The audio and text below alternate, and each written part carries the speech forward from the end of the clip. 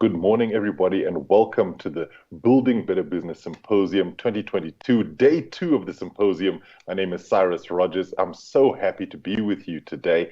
We had a great day yesterday. It was fantastic, filled with so much information. Our speakers just gave absolutely every single bit of themselves to you in order to give you information that will help you as an entrepreneur to build your business and become better than you are already. I don't know if that's even capable in some of your specific areas, but we are looking forward to a really, really great day today. And there's so much to get through as well. We have competitions that we mentioned last time out. We have lots of speakers to get through. And some of the topics that we're covering today really do fall under some of the things that we want to know about in terms of, was there a silver lining from the COVID-19 pandemic? The other one would be looking at successful businesses in the townships and how one is running those. There's another talk on lessons in resilience through marketing principles, competitive edge in business. So there's a lot to get through today, and I will try to make sure that I don't eat into too much of your time, but also make sure that you're having the best time possible. So before we get into any of the other stuff, let me start by congratulating you for participating so actively yesterday and getting involved with the chat as well as on the polls. And we have some winners from our poll competition that was run yesterday. So what we'll do is we'll show you those winners, and you can see we're really, really happy to announce the winners to you. You'll see that there were 2 sets of prizes available to everybody. That's 2 books. One is Competitive Edge, written by me, and the other one is Purposed for Significance, written by the brilliant and unfortunately late Dr. Alex Granger. So you can see your names on screen there.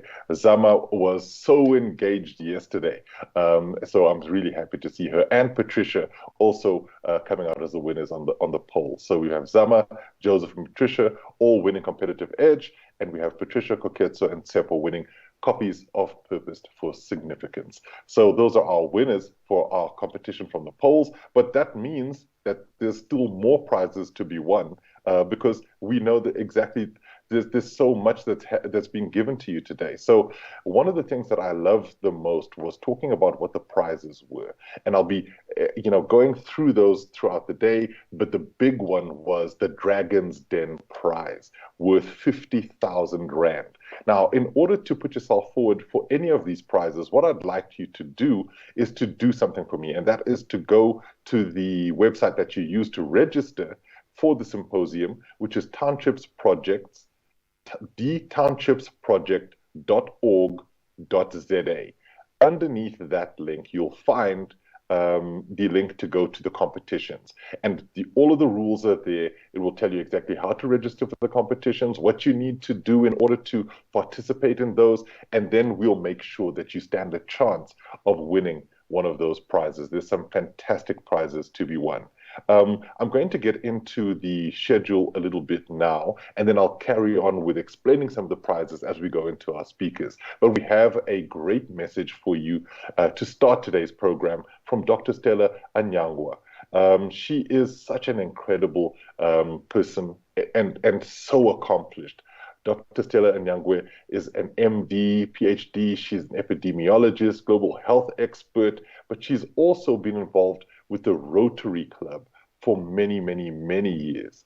And she'll be speaking to you today from Rotary, giving you a little bit of a welcome and some welcome remarks as she is the governor for the Rotary District D9400. All right, here's the message from Stella. Good morning, ladies and gentlemen. Welcome to the Building Better Businesses Symposium.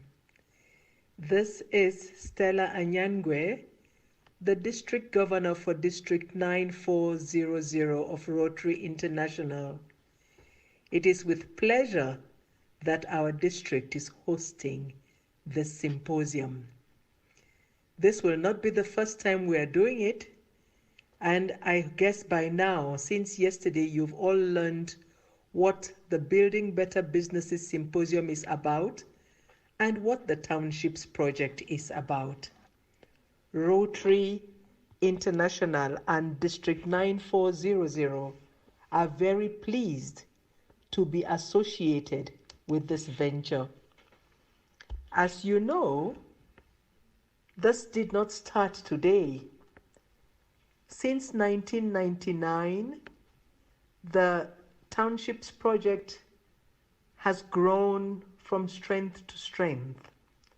But it was only in 2017, that the District 9400 became associated with this project. Since then, this district has worked hard with various partners to ensure that citizens of townships get to benefit from the expertise and knowledge of those who can lead them safely into building better businesses.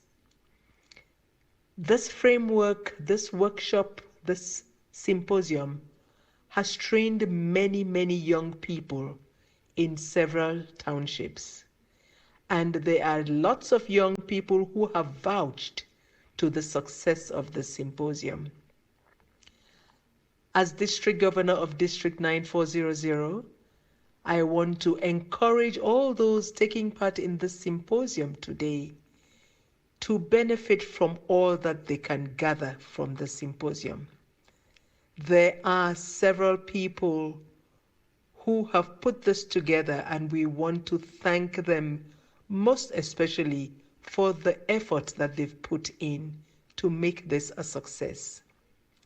I want to thank especially our overseas partner, Martha Deacon, who for years has worked with the populations of several communities to ensure that young people get into entrepreneurship and that they find support with those that can help them. I want to thank especially the Rotary clubs in this district that come together to work towards the success of this symposium. I want to also encourage those who are participating this time to call on others who might not have heard about this program. Entrepreneurship is the way to go. No government on earth can provide jobs for all young people.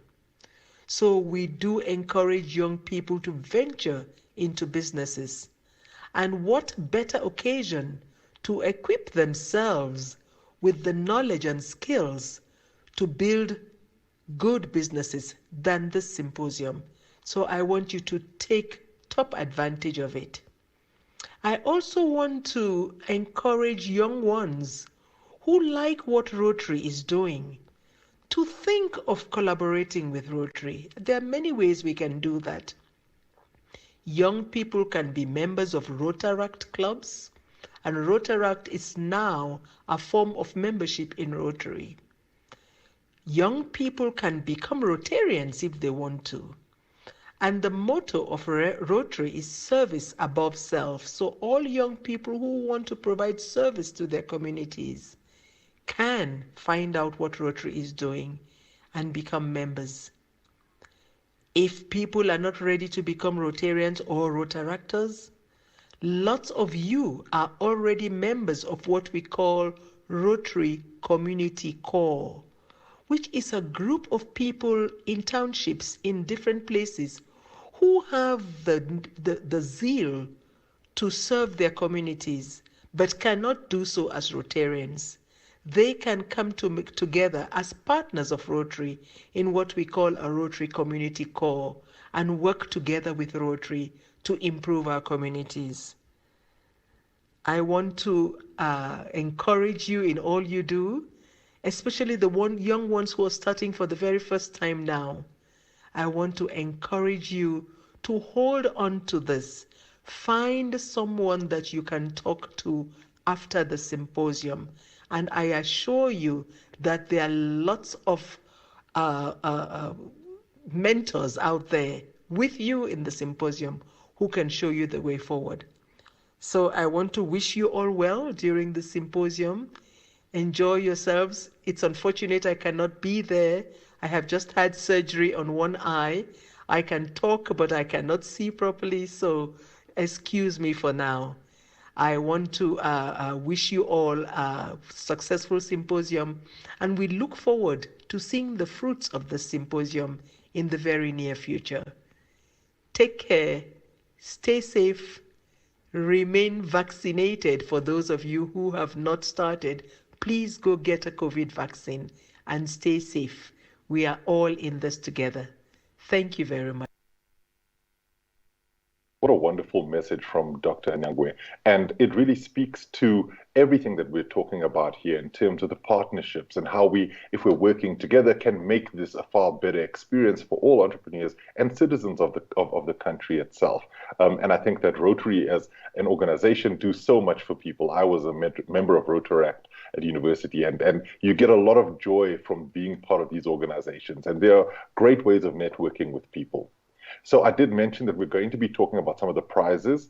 And one of the things that I'd like to do is to give you an understanding as to what the prizes are. Now, I gave you a sense of just the sort of big prize in terms of the Dragon's Den prize. However, there's more to it than just that. So one of the things that I want to list are the other prizes as well. But let me give you an understanding of what you need to do. So if you attended most of the symposium yesterday and you're attending it today, you have done the exact right thing. The entrepreneur needs to register for the symposium and attend both days, the 5th and the 6th, in order to stand a chance to win the Dragon's Den prize.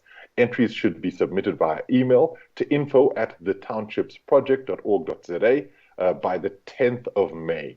The shortlisted entrepreneur will need to present their business case virtually to the judges on Monday, the 16th of May. And the winners will be announced on the 30th of May. Now, the prizes that we have, we've got the Dragon's Den prize worth 50,000 Rand. We've got the Best Response to COVID-19 prize worth 15,000 Rand. That's 15,000 Rand. Most Innovative Business Idea worth 15,000 Rand. And Best Business Growth worth 15,000 Rand. All of those prizes, in order to stand a chance to win those, you have to have been part of the symposium for both days. Submit your entries via the email info@thetownships.project.org.za, or just go to the website www.thetownships.project.org.za. You'll find all of the details there, and then you'll see that all of the dates are listed on there. There are also other prizes to be won. That comes from interacting with us, chatting, asking questions, answering the polls, and we have a PR coaching for 3 months prize valued at 6,000 Rand from Shantui PR. We've got magazine ad design, full page advertorial, social media business feature worth 5,200 Rand brought to you by #MyMpeli Magazine, a spa pamper package, which includes things like a 60-minute aromatherapy full body massage, hot towel service, 30-minute steam room session worth 850 Rand from Mesora Day Spa in Rustenburg, beauty treatment worth 500 Rand from Sela Beauty Bar in Johannesburg, and obviously the book giveaways. We've given some of those away. There's one more poll that we'll be going through today, and that poll is actually quite a nice one because it's kind of a repeat from yesterday. So we want to try and give you a chance of winning. And here's the question. It will be in the poll section for you, but I'll read it out to you now. What was the South African year-on-year e-commerce growth in 2020? I'll ask the question again. What was the South African year-on-year e-commerce growth in 2020? There are 4 options you can choose from. One is 50%, one is 34%, one is 66%, and one is 43%. So those are your options. Please answer those questions in the poll. Make sure that you've given your answers there. If you are unsure what to answer, always go for option. No, I'm not even going to help you out there. Make sure you pick something that definitely works for you. Right, I think I've said my piece. I now want to introduce our first speaker. Bernard Serote. He's going to be talking about the silver lining from the COVID-19 pandemic. Now, Bernard is somebody who you probably recognize and remember from last year's symposium, an incredible entrepreneur. He's an enterprising entrepreneur as well, credible professional and service-oriented individual. So, Bernard's focus is on being a part of initiatives that drive more meaningful economic participation for all. The service portfolio that Bernard really deals with includes leadership roles held within the youth advancement organization, leadership inspired from experience. But the thing about Bernard is that he has so much experience in the financial services industry, and he wants to impart some of that knowledge to you. That's all of the talking I'm going to do. I'm going to let Bernard do the rest of it. Bernard, over to you. Thank you so much. Good morning, Cyrus. Glad to be back. And as usual, it's an honor and a privilege to be on this platform again. Hopefully you can see me well. But and I think I've been given quite an interesting topic today. The silver lining, given the current dynamics we find ourselves in, particularly for entrepreneurs, is an interesting one to speak on. I think from where I'll depart from, and I think a lot of people can relate to this, is as soon as you leave your home, and at this stage, you probably don't even need to leave your home.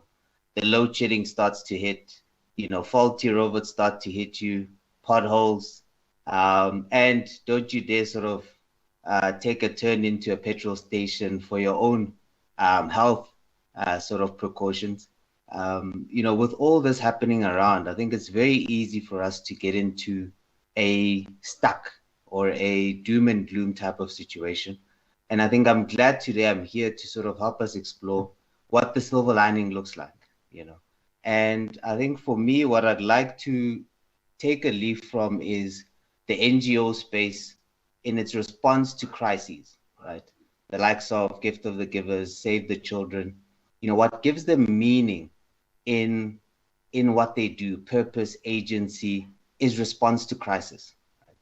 And I'd like to take a leaf from that book in the terms of saying, for entrepreneurs, we need to view the challenges we're facing in a similar manner, where when we see problems, we then need to see the opportunity, the agency to come through and provide solutions. Someone needs food delivered to their doorstep, we need to be coming up with solutions. Someone needs a better payment method, we need to be the ones coming up with those solutions from a core baseline perspective. So I think when we look at this, it's then taking a leaf from, the NGO space to say, let us be, similar beacons, but for the challenges that help make society move better on a day-to-day basis. So without further ado, I'll jump in. By way of introduction, and I think, the introductions have been made, thanks, Cyrus, and the profiles are very humbling. But I think things that are not on there perhaps is, I'd like to share that I didn't necessarily set out to be an entrepreneur. I studied, I always thought myself I'd be a consummate professional, be in my field. But I think what I studied in industrial engineering really set me up to where I am now. The study of service design, which helped me focus a lot more, or now become more obsessed on customer experience design, customer satisfaction. And looking at this, for me, my lived experience starts to become a bit difficult because you start to see where service falls apart. The service experience, whether in a restaurant, whether I'm coming to consume at a tuck shop, whether it's an internet service provider, won't mention any names, but it's like that type of thing where I then live to see, I see where a service perhaps is starting to fall apart in parts. And you start to think this can be improved here, here, and here. And I guess this is the method I'd like to take and inspire for entrepreneurs. Is this is really the mindset and the frame we need to really take in terms of our worldview. Instead of responding with despondency when you come across challenges, it's then an opportunity to then provide solutions to those. Touching back on this is, we early on in the year, a couple of friends of mine decided that, this would be our year to sort of push some self-care, book in some spas. And I think the experience, was all right, but not necessarily what we are, I guess, used to. And I think I remember sitting with a close friend of mine and we were complaining sort of about this and that. And we both study industrial engineering, so needless to say. And I think when I was sort of confused, it seems like we're the only ones kind of upset or complaining about this. And, a friend of mine, Aubrey, said to me to say, our problem is that we studied service design. So I think we do need people like us, because you start to look at where things can be improved, but you also still enjoy the experience nonetheless. So looking forward, let me touch in and jump in on where the search for the silver lining really comes from in the past 2 years. So for me, what are the positives can we take? It's been quite a mess. There's been a lot of loss. There's been a lot of challenge. But I think there's a lot of positives I can take. But the main one really is, and don't be worried, this is not really a science lesson, is the transformational migration from analog to digital.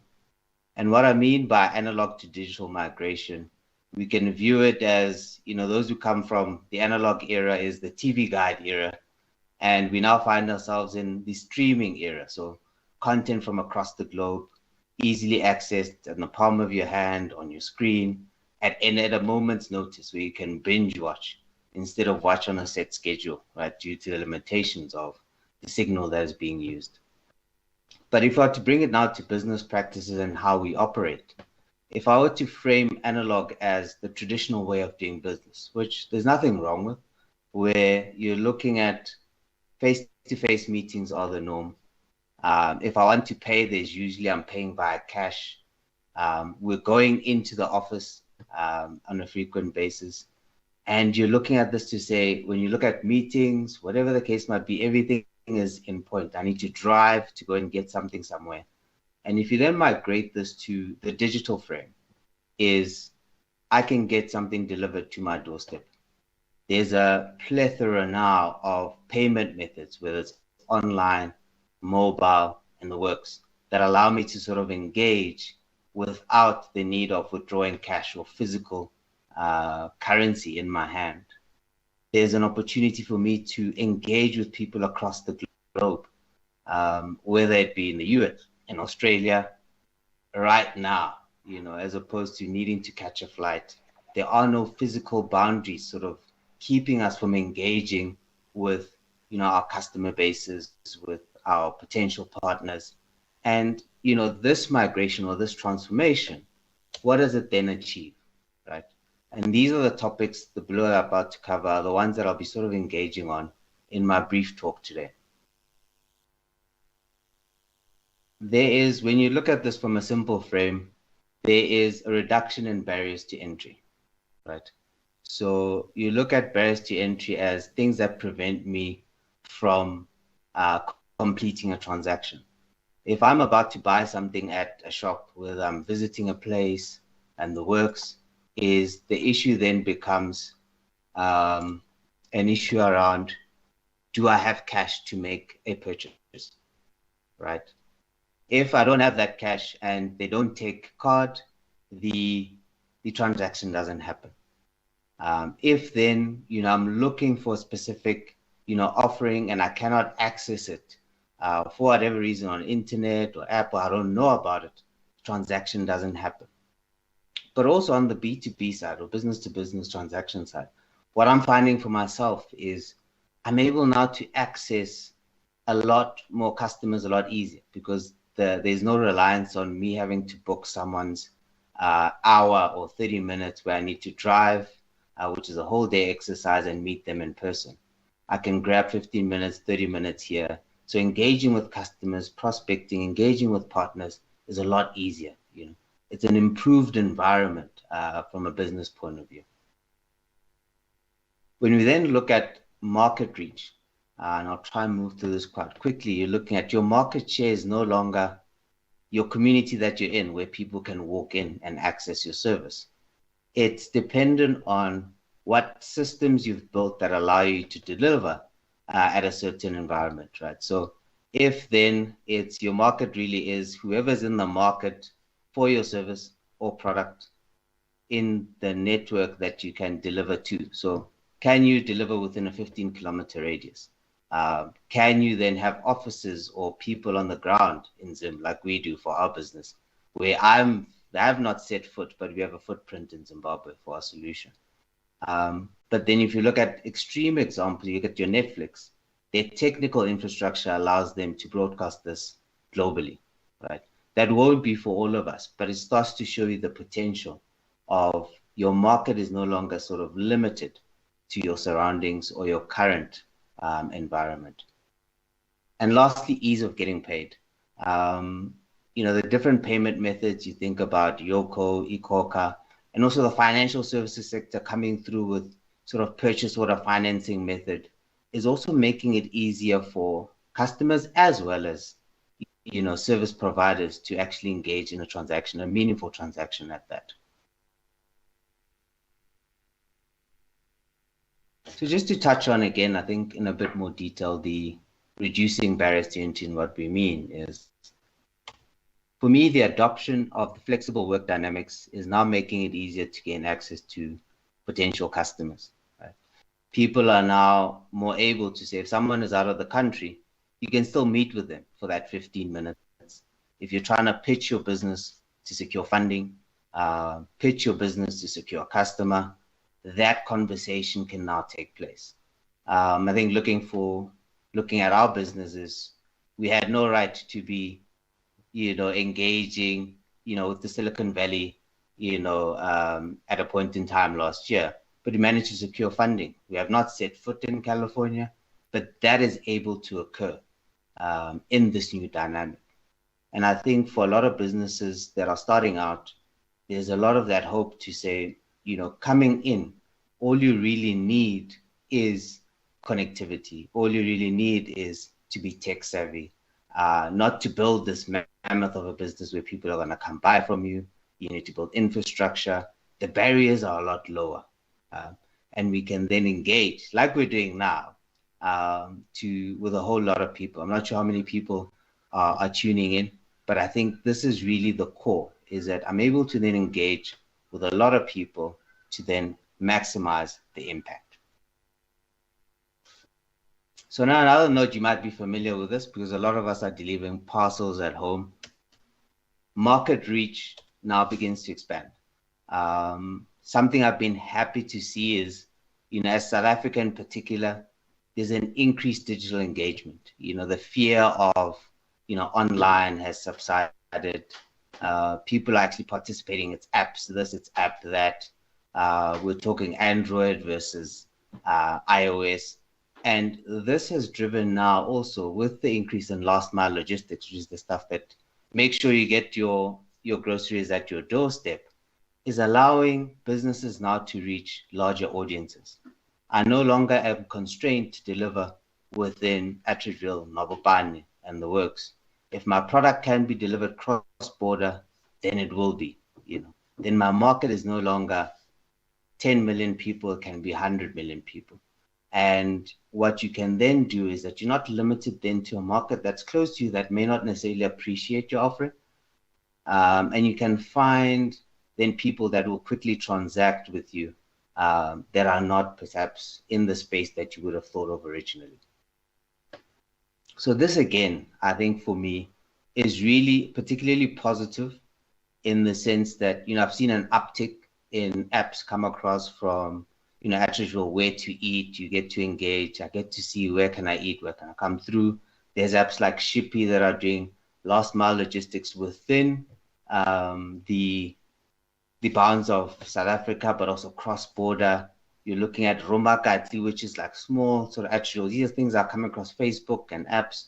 And so even though there's a lot of businesses that got hurt in the COVID pandemic, there's also been an uptick because of this increased inclusivity of the digital frame, is that now we're able to participate a lot more aggressively. And in closing, the last one really, ease of getting paid ultimately is the funding methods and digital platforms that are made available are making it easy for customers now to transact. Like myself, I don't need to take my wallet everywhere. I can use my phone. When I now think of customers now, we've just gotten a new customer and I don't need to worry. That dreaded 30, 60 days, it doesn't scare me anymore because there are purchase order funding methods. If we did need it and did not have the cash flow, we'd be able to stomach that sort of payment cycle. So each person in this transaction is protected and they're being able to engage in a comfortable means. So I think this is really another positive step moving forward.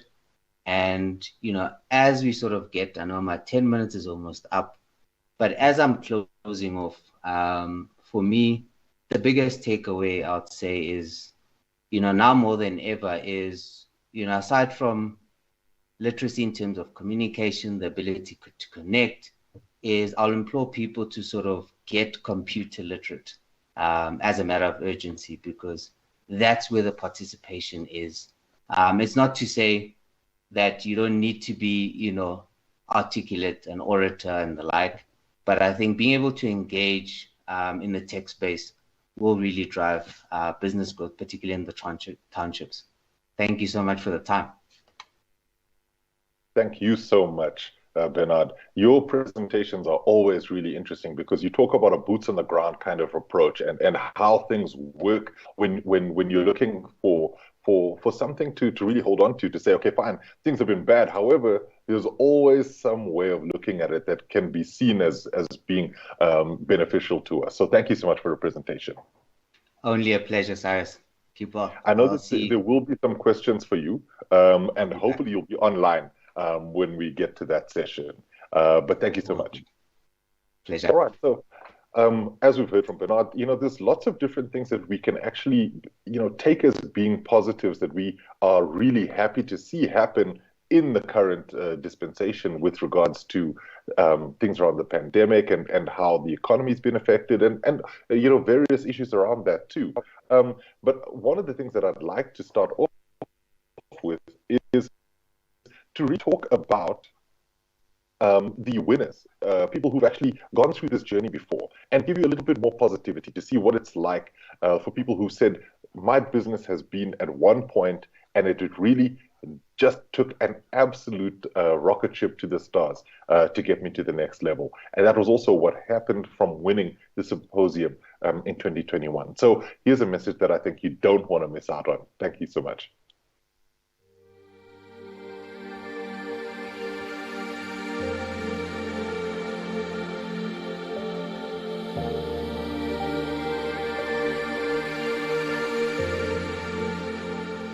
Hi, my name is Punzile Mthembu. I am the founder of Ingwedi P2 Ltd, training as Pure B Baby Care. We manufacture organic coconut oil-based baby skincare ointments for skin irritations found in infants to toddlers, such as ringworms, crackle cap, eczema, heat rash, nappy rash, soles, and burns, all in just one container.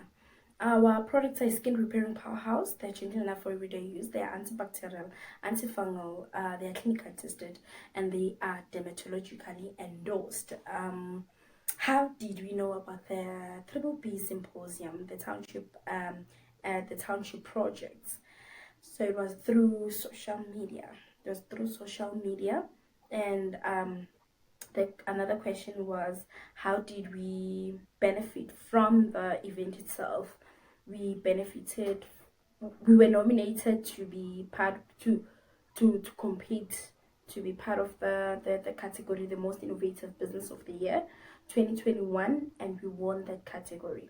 And the prize money was 10,000 rands. With that prize money, we were able to then buy stock, we bought packaging materials, we bought marketing materials. So with that money, it helped us a lot because we were able to double the investment.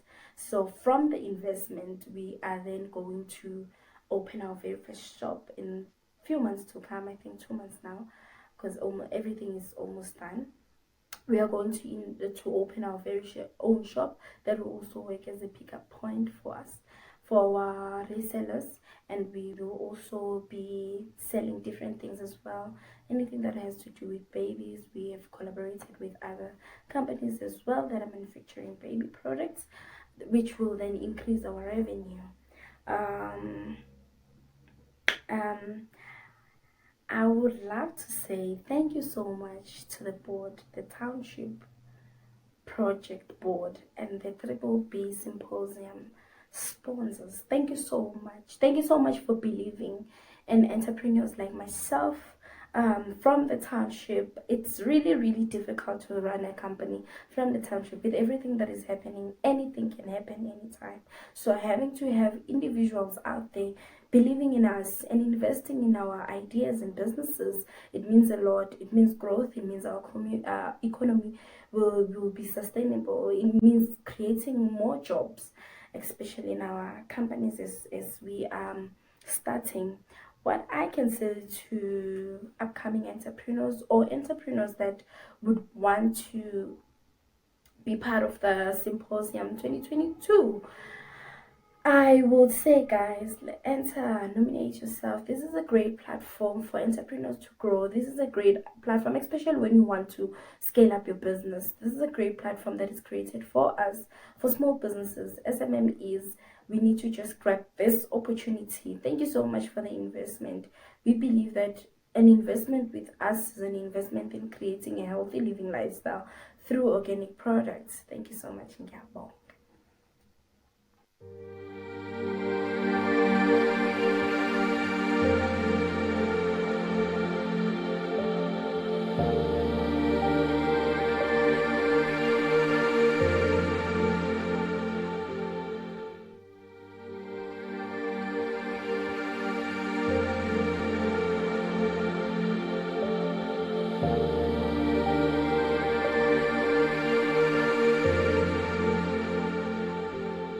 Good day.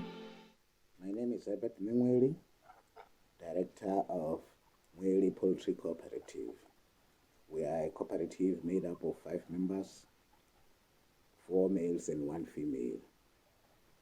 And we farm broilers. But we want to venture into farming of layers as well. I came to know of the BBB Symposium through Facebook, and I was interested. I benefited from the event by gaining knowledge from the different topics that were discussed. Topics such as business loans, legal matters for your business, using your phone to promote your business, etc. I won 2 prizes during the symposium. The first one was the book by Sipiwe Moyo called Your Next Move. And the second prize was the 5,000 Rand, of course. I used the 5,000 Rand to purchase the chicken feeds, as the chicken feeds are always going up. I bought 14 bags of the chicken feeds, and that made it simple for me to make profit, as I had to cut costs. And the business is still operating. Though we are still operating from home, we need to move to the farm. We have a 2,000 square meters farm where we have 2 chicken houses that we want to use for eggs production. And I would like to say to the TTP and the symposium sponsors that thank you. Thank you for the opportunity. Thank you for the opportunity to learn and to win some money. And I would like to encourage the people who want to venture into entrepreneurship that they must not give up. They must hold on to their dreams. There are going to be ups and downs. That's the entrepreneurship journey, but they must hold on. Thank you again.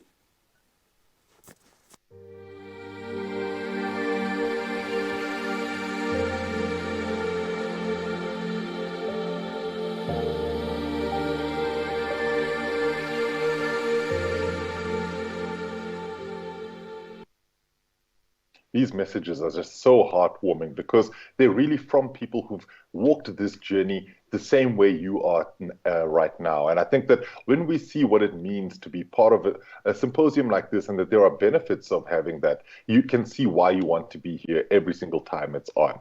Now, we're going to go into our next speaker, but before we do that, I'd like to ask you all to please keep sending your questions through. We will have a question and answer period after our speaker is done, and we'll have any questions that you have directed towards them, as well as to Bernard, who was speaking earlier. So please keep your questions coming through. and also answer the poll. We want to see what your responses are in there. We've got a couple of minutes left in the poll, so just make sure you get your answers in there.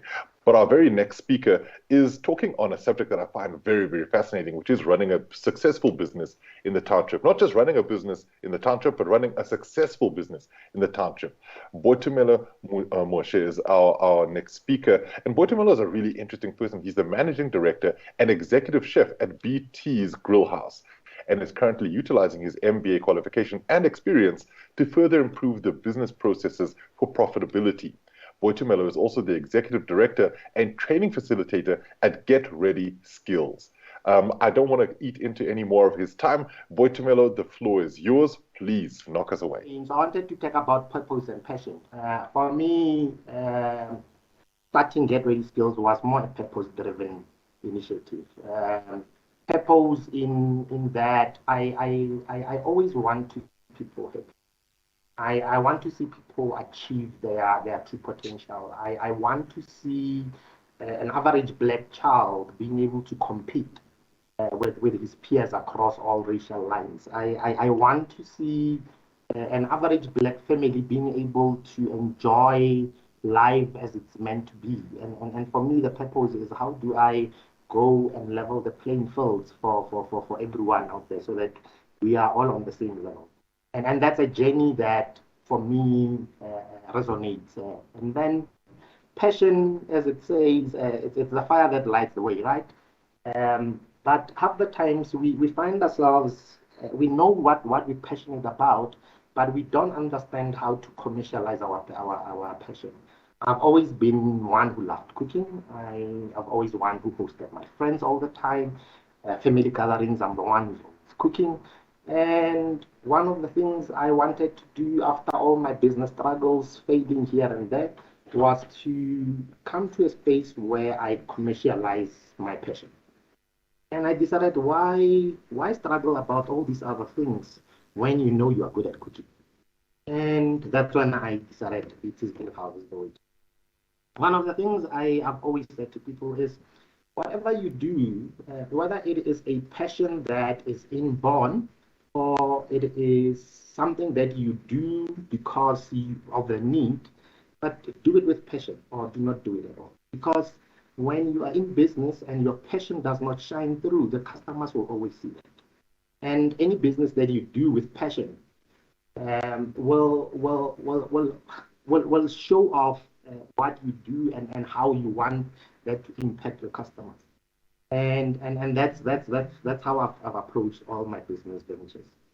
And then if you are able to allow your passion to become your purpose, and for instance, as I said, I knew that I love cooking. I always knew that I had a purpose of helping people. And I know part of why I cook is to bring a smile onto people's faces. So there's nothing that is heartwarming as having a good meal and you just smile about it, or you're sitting there and you're feeling content. And for me, that's what BT's Grill House does. And now making what is a passion for me and my purpose of wanting to make a difference in people's lives, it's what I have chosen to become a profession for me. What I have also tried to do in my business journey is remain humble. During the MBA, we used to speak about learning, unlearning, and relearning. Half the times people miss lessons in life because they think they know it. They don't have the humility to listen to people and be able to take, whether it's positive or negative criticism, and filter the positive out of anything. And if you are able to remain humble and be able to listen to your customers, it does not matter whether they're spending 1 rand with you or 1 million rand with you. Have the humility to listen to them and learn regardless of what you think you know. That will always take you far in business. Because the one mistake that we do is we let our pride stick in the way. What pride does is always want to have positive feedback, and sometimes positive feedback is people lying. It's not people being truthful about the experiences that they're having with your with your brand or your product.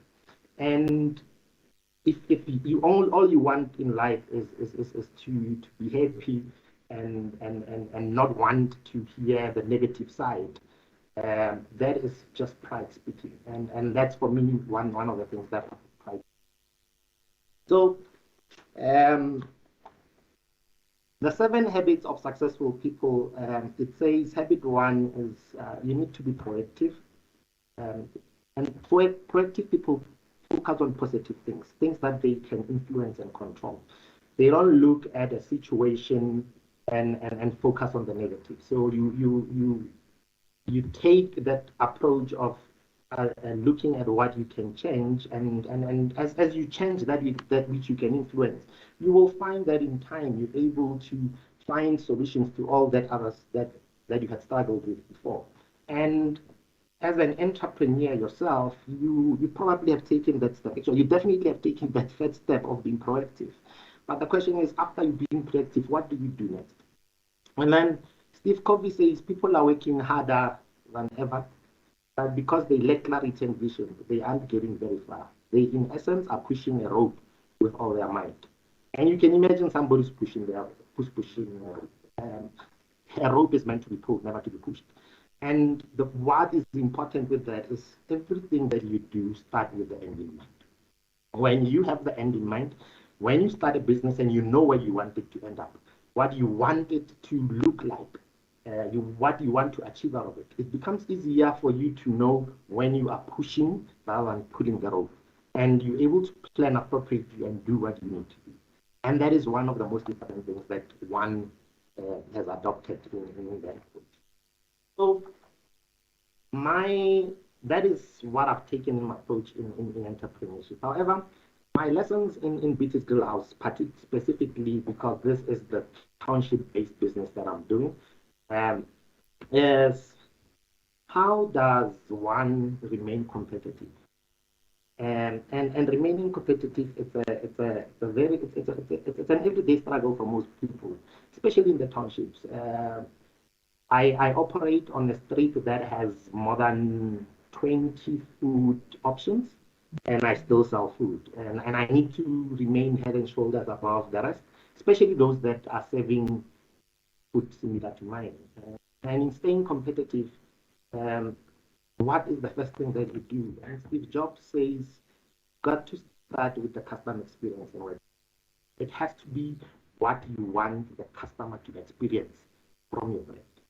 It has to be what you want them to get from the product or from the service. And for me, as I said from the beginning, it's all about the quality of the food. It's all about the taste. It's all about having variety and all about a family type of environment or dining experience. And that speaks to value proposition. What value proposition are you putting? Are you having a value proposition that is similar to your competition, or do you find a way of bettering yourself from the competition? So one of the simple things that I've learned throughout is customers are like kids. They get excited by small things, and sometimes it just takes you doing one little tweak for them to be excited and want to still come back. So the packaging, for instance, of the food. I've got these clear plastic containers where you see your food from the outside before you even open it. And that excites people because people want to see what they're having without having to peruse through their packaging and all. And you even hear some of the customers who buy food that comes from differently packaged and from different packages. They ask those questions. Why is mine not in such a container?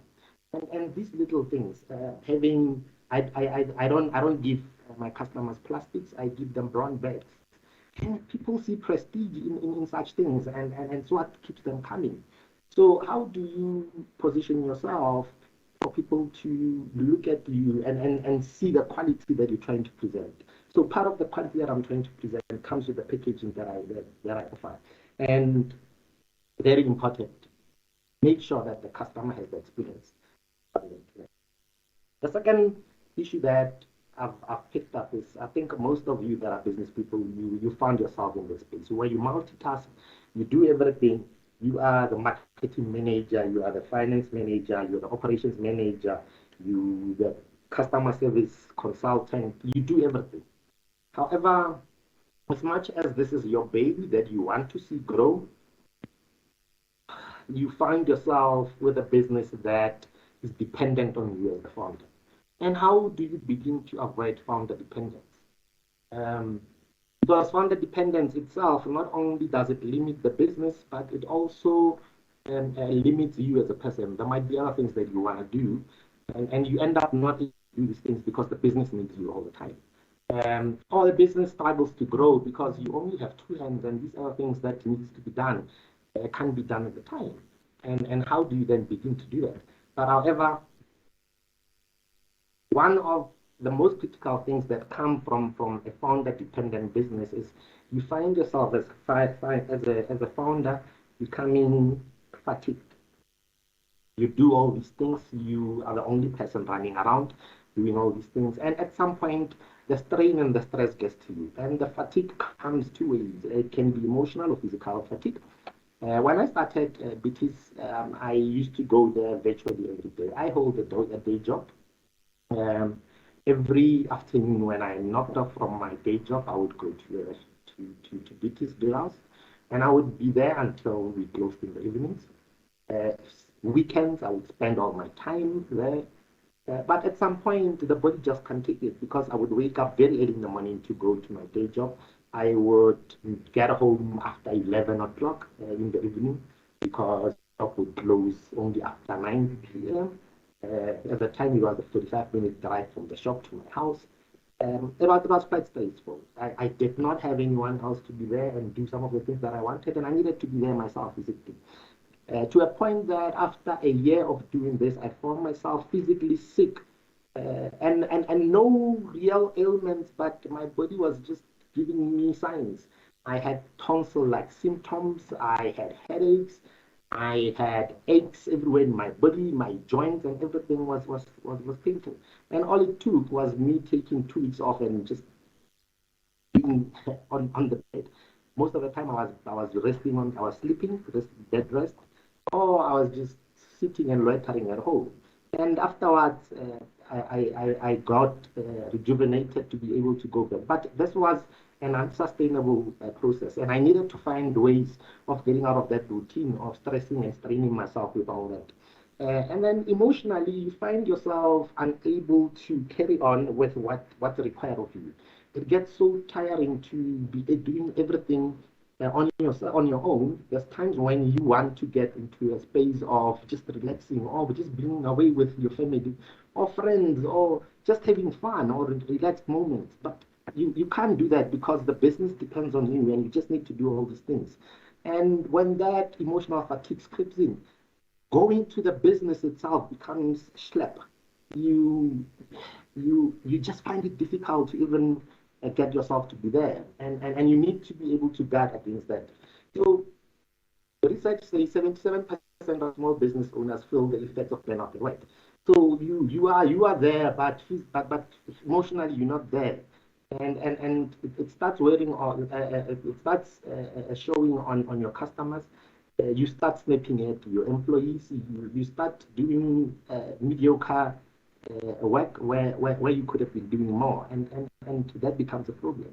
Most people then say, I will work hard and I will reserve or block out some time for me to be able to go on vacation. But when the business depends on you, even when you're on vacation, you might get calls from your customers, you might get calls from your employees who you have not dedicated anything to them because they're not used to doing things on their own. You then become a go-to person even when you're on vacation. And it says 87% of entrepreneurs experience this work-related stresses whilst on vacation. So one of the most interesting facts is that the older business managers and owners are more able to manage the stress and have less burnout because with age and time these people learn how to delegate. They learn how to manage stress. They learn how to share responsibilities. They learn to accept failure sometimes. They know how to manage setbacks.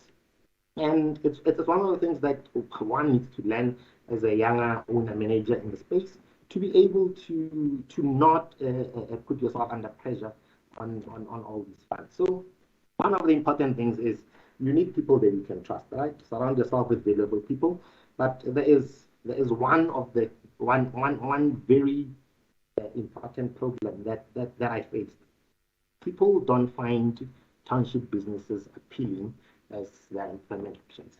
People would rather go into established businesses. Mostly they would want to go into, whether they go into town or if it is township-based businesses, it has to be well-established brands, multinational sometimes even. And you find where people either come and work with you whilst they have their eye on another job, or they opt to work with you because they don't have other options. So it is very important that when you looking for people, you must be clear of what you want. You must have a proper filtration process on selecting the people that you employ. You need to manage expectations, and you need to have people that you can trust, both operationally and administratively. You need people that can be your eye when you're not there. You need people that can do some of the administrative work and relieve the burden of you. But you also need people that are skilled enough to do the operational requirements, so that the business can keep churning on its own without you needing to be there. So most importantly, whatever you do for your recruitment processes, just make sure that the process is watertight. Yes, watertight might be an exaggeration, but make sure that you tick off boxes. Make sure that the people that you get understand what your mission is, what your purpose is, understand what your passion is, understand how to build expectations in line with what you want to achieve. And that will help a lot. However, one of the things that I've learned, it does not matter how good the people you've employed are, if you don't have the internal controls to manage your environment, you will be at risk. So one of the examples, if you cannot control your environment, you find yourself with a situation where customer experience just goes down. You get an instance where customers start experiencing your brand not how it was meant to be. And I'll make an example, right?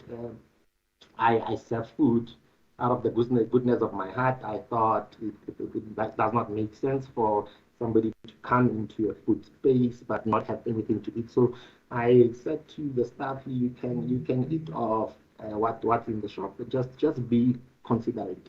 And one of the days I came in the morning, they were not expecting the meal. And one of the guys had made himself 2 pork chops, 4 wings, and a sausage, all at once in one sitting.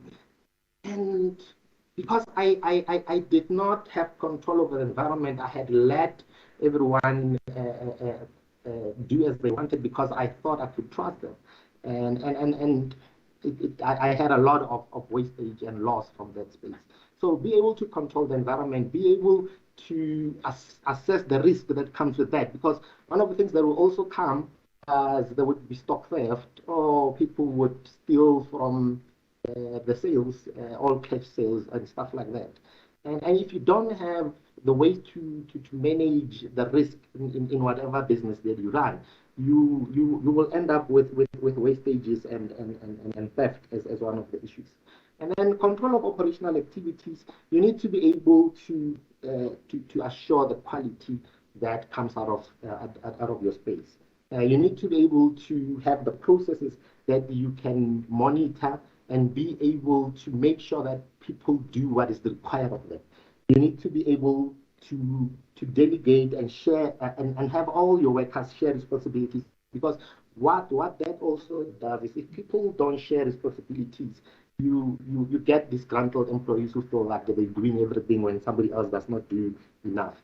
So it becomes very important that you have internal controls that manage this whole hoping, and accurately communicate this information. Because if you don't make this communication as clear as possible, you will always have the recurrence of the same problems over and over again.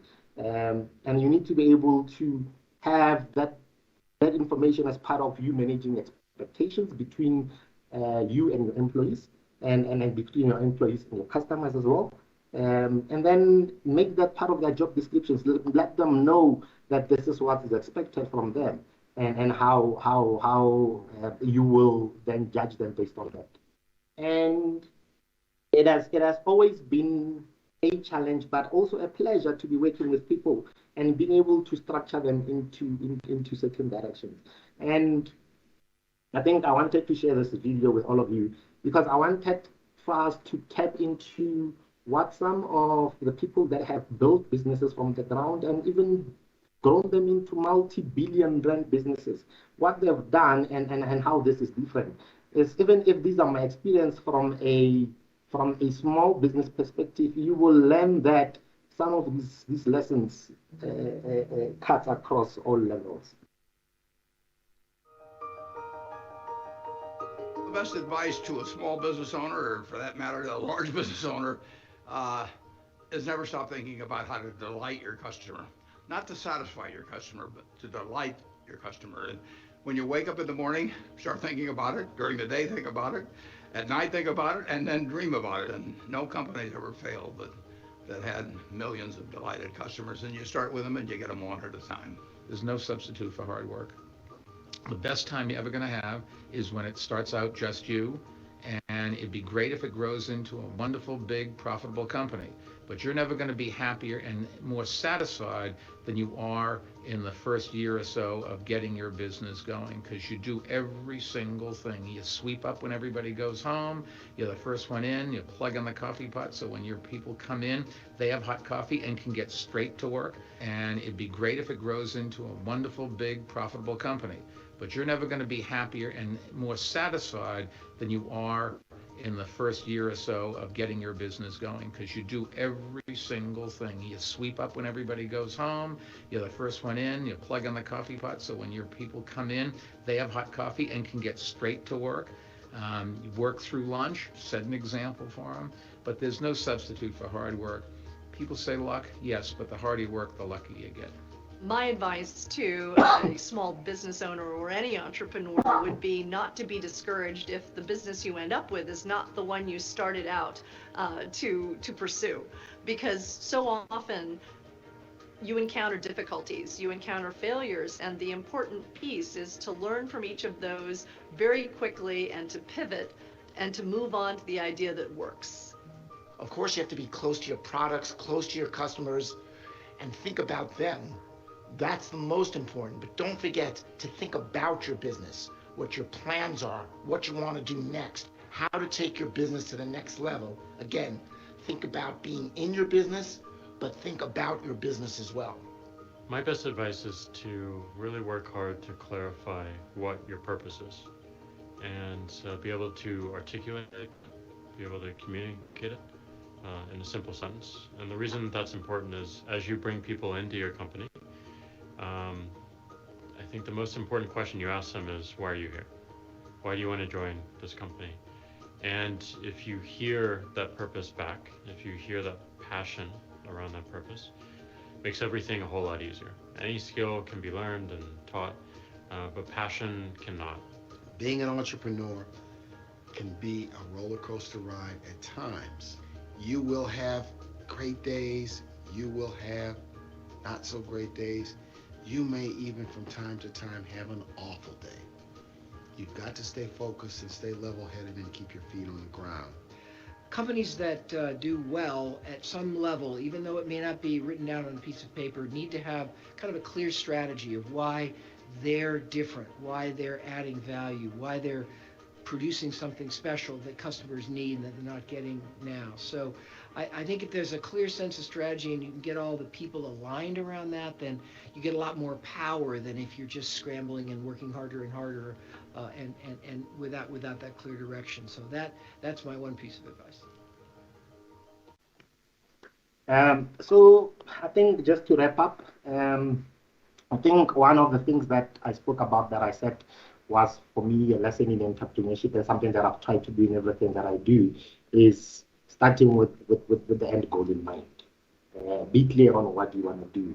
But however, I just want to share this couple of quotes with you. And it says, giving up on your goal because of one setback is like slashing your other three tires because you've got a flat.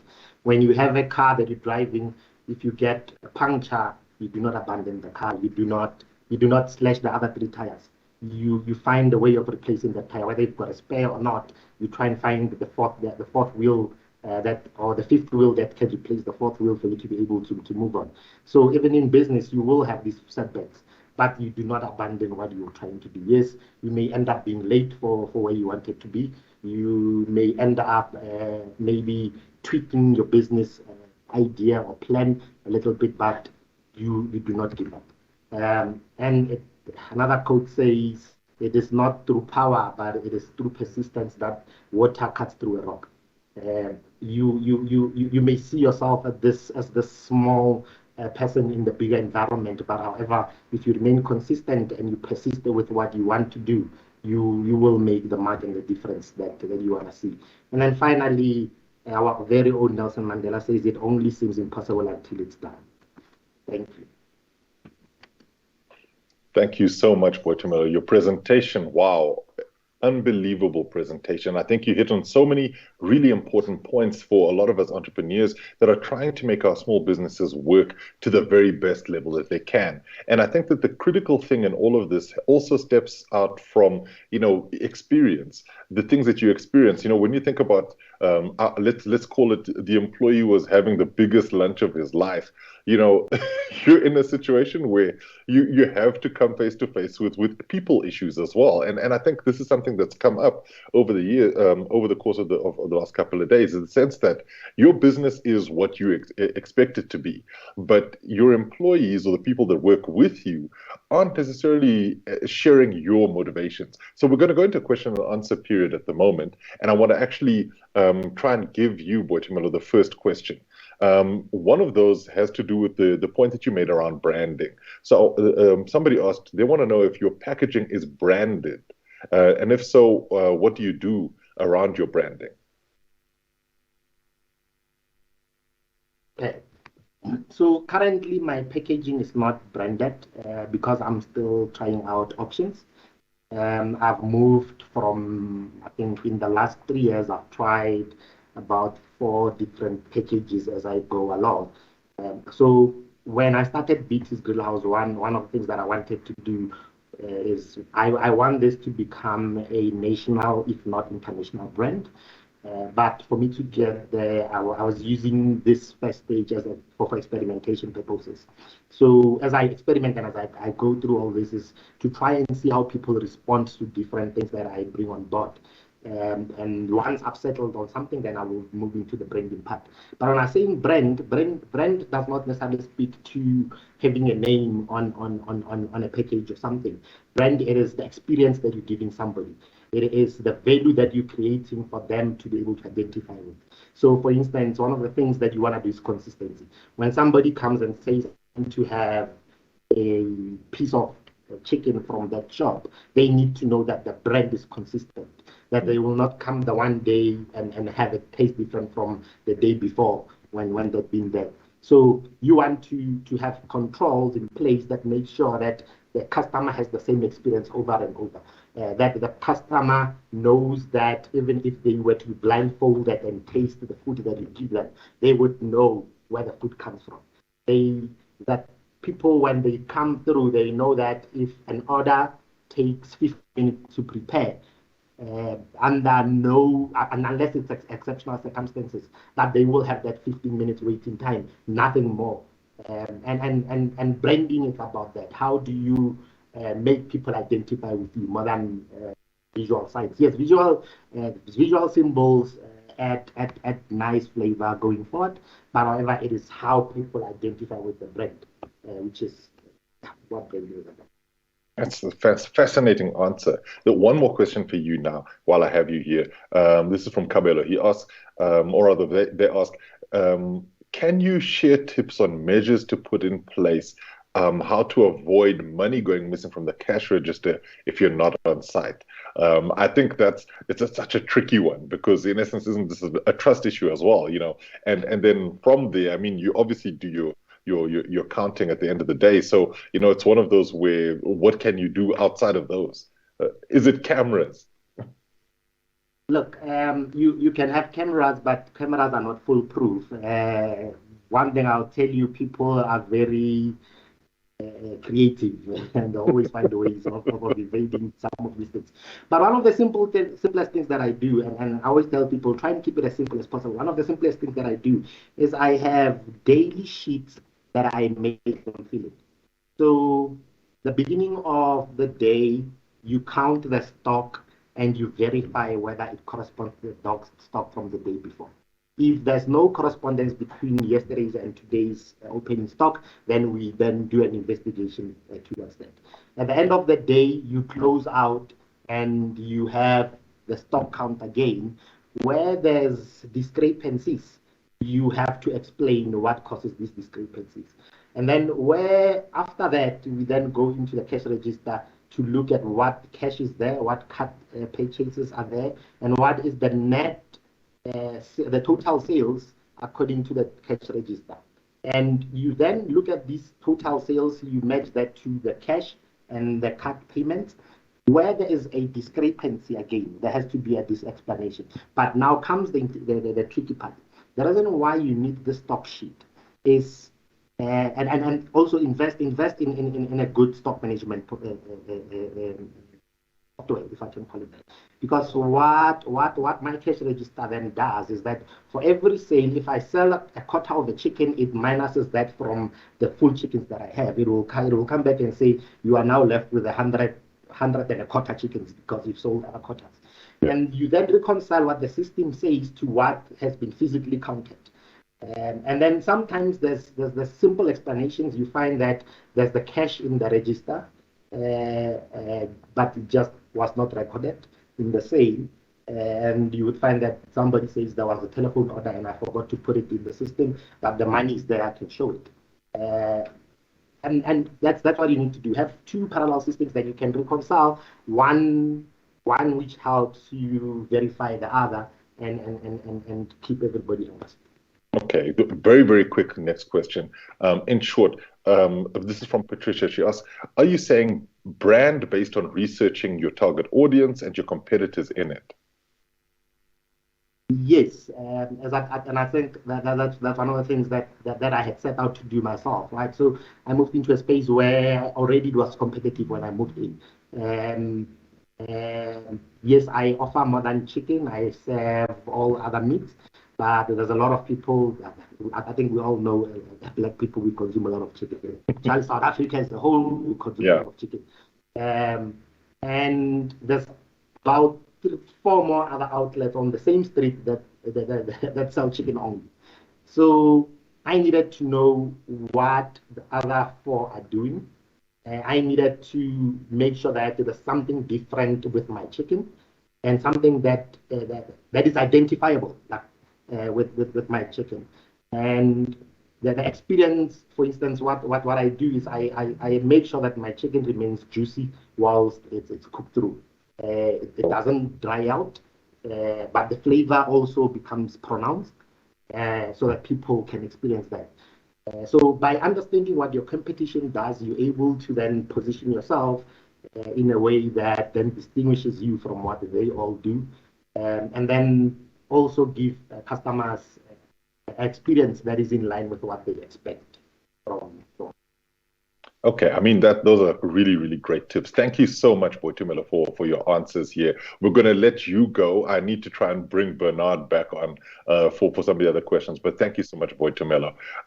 So the next questions that I have are really related to what Bernard was talking about earlier, and he seems to have struck a chord because there's a lot of questions around how people can utilize some of the things that he's spoken about with regards to making their businesses function more effectively in the sort of present time.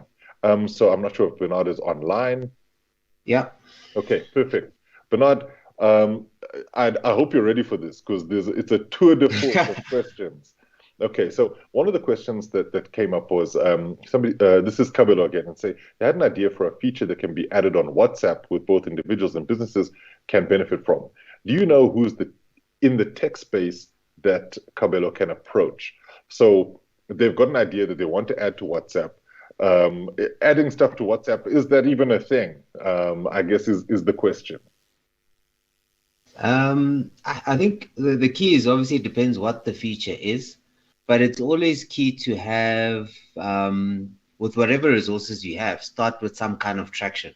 Because, going to pitch to somebody, you need to have shown that your item works. So do a bit of MVP, even if it's via Google Sheets, but show that there is a practical way in which your application would add value to the way WhatsApp is currently working.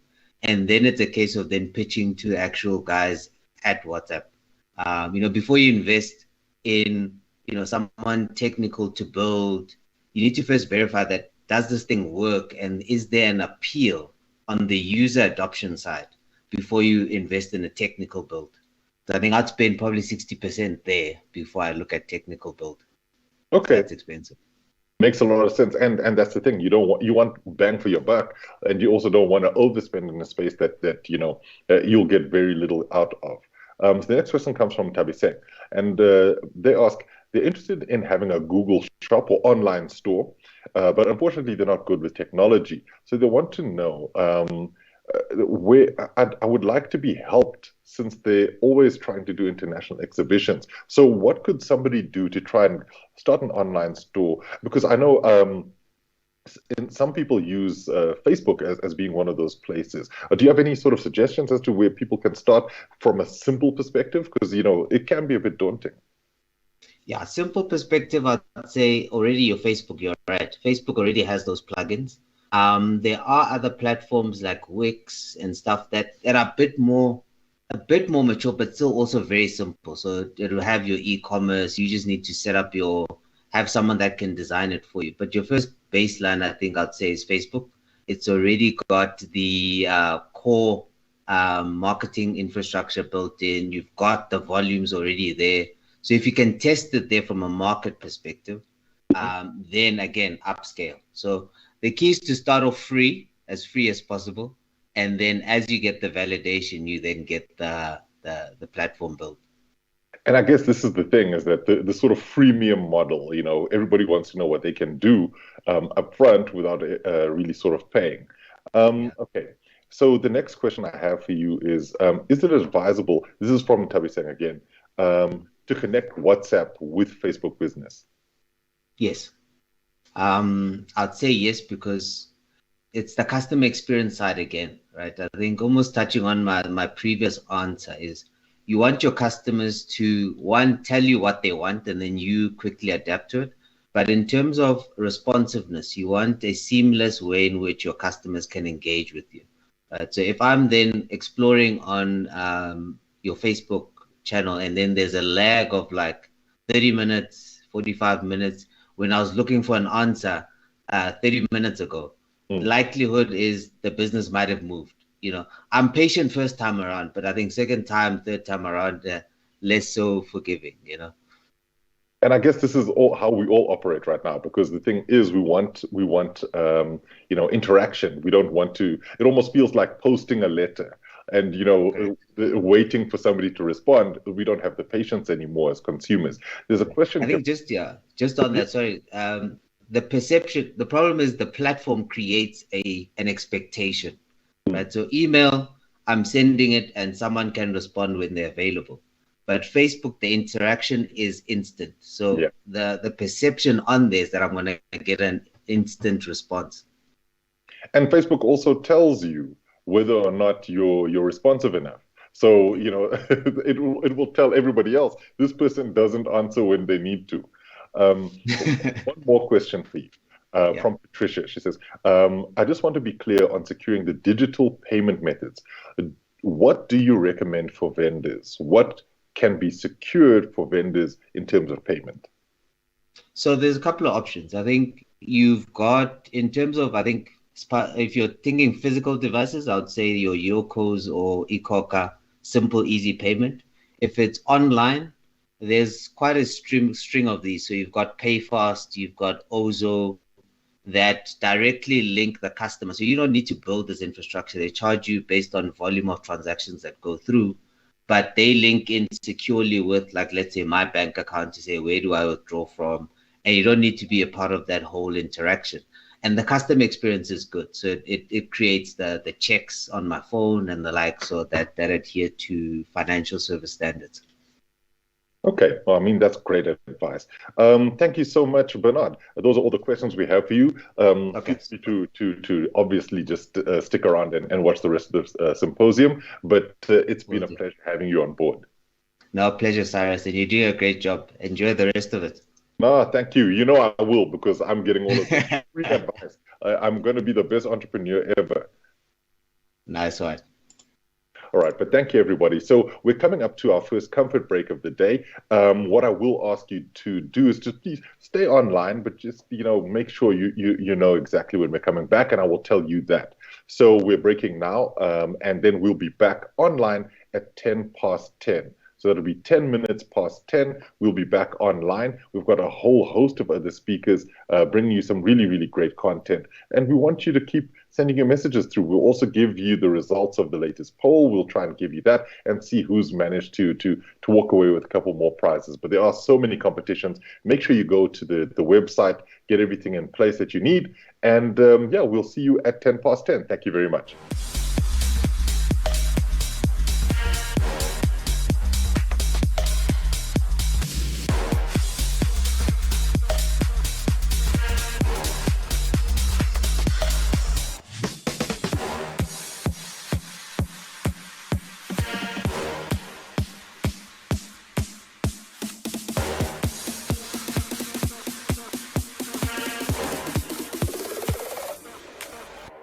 Hello, everybody, and welcome back. We are getting straight into our next session. Thank you so much for joining us again. The Building Better Business Symposium 2022 has been fantastic so far.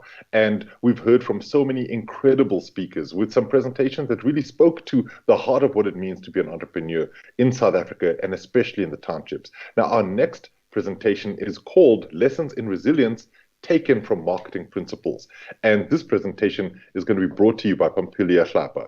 Pampilia is really just an incredible speaker, and we've had a little bit of time to interact just before she goes on. She's an author, a life coach, and marketing strategist. With over 10 years of experience working as a marketing and communications professional, Pampilia is a bona fide expert in executing profitable marketing strategies, having worked for reputable companies such as IBM, Sage Life Limited, and ABSA. To date, she is a trade planner for the Woolworths Group in South Africa, and in her occupation, Pampilia is responsible for leading and supporting the trading group's marketing and retail with the development and implementation of their trade plan. There's so much to say about Pampilia and her work and her academic achievements, but I won't say that myself. I will allow Pampilia to do that herself and also to present to you. So thank you, and the stage is yours, Pampilia.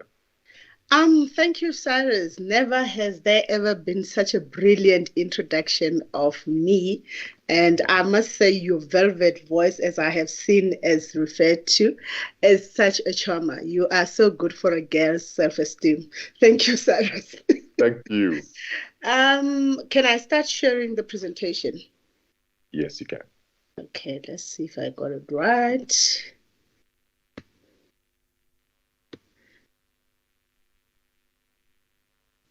All good. Can you all see it? Yes. Okay. As you have mentioned, my name is Pampilia Hlapa, and amongst the many things that I wear on my head is that of being a training facilitator and a speaker. So I spend every single day teaching people how to change their mindset, how to behave as professionals as well, and how to understand branding in terms of whatever it is that they are selling to the customers. So today, I have been asked to speak to you about resilience. And although I have had a look at what that would mean from a marketing perspective, I want to bring it home. I want to talk about it from a personal perspective, because as an entrepreneur, you are the person that drives everything that happens in your business. Even if you have people that you have employed, the onus is still on you to make sure that your brand values are perfect, to make sure that the purpose of your business is perfect, to make sure that you yourself also, you have what we call self-efficacy. You believe in yourself and you believe in what you are doing, which is what I am going to share with you today. So before I start, I want to tell you a story about a farmer who was a chicken farmer. And one day, as he was roaming around his farm, he met or he saw an eagle sack. He looked around to see if there were parents of that eagle sack, and he didn't see anyone. So he picked up that eagle sack, went back to his chickens, and he placed that eagle sack with the chickens. So lo and behold, like the natural thing that would happen, the sack hatched and an eagle came out. The eagle grew up with the chickens. It did everything that the chickens would do until it was old enough to notice certain things. And then one day it saw an eagle flying high up in the sky. And the eagle asked the chickens, "Who is that?" It's an eagle. It's the king of the sky. It can fly and go anywhere. It can soar to greater heights. But we are the kings and queens of the ground. We don't fly that high. But the eagle has lived its life as a chicken. So it even died as a chicken. It never knew that it was an eagle. It never knew that it was the king or the queen of the sky. It could go anywhere that it wanted to go. And I know that as you're listening to this story, your subconscious mind is already thinking of, who am I? Am I the chicken? Or am I the eagle? Or am I the eagle with the chicken? But I'm not able to see who I truly am. And that is the core of my talk for today. I would like you to pause for a moment and ask yourself, do you know your superpowers? Because when we talk resilience, we're talking about a process that's very dynamic. In your business, it's you. You started your business. You obviously had what one of the great speakers, Bob Proctor, will call imagination. You imagined that one day you are going to have this business. It doesn't matter how far you want to take it or how big you want to make it, but it started with you. And then you started your business. But from there, as you run your business, you get other things that come into play that will disturb your business, that will disturb your goal, that will disturb your idea. And the speaker, I loved what Bitumele said. He said, you must have a purpose. So everybody has a purpose when they start something.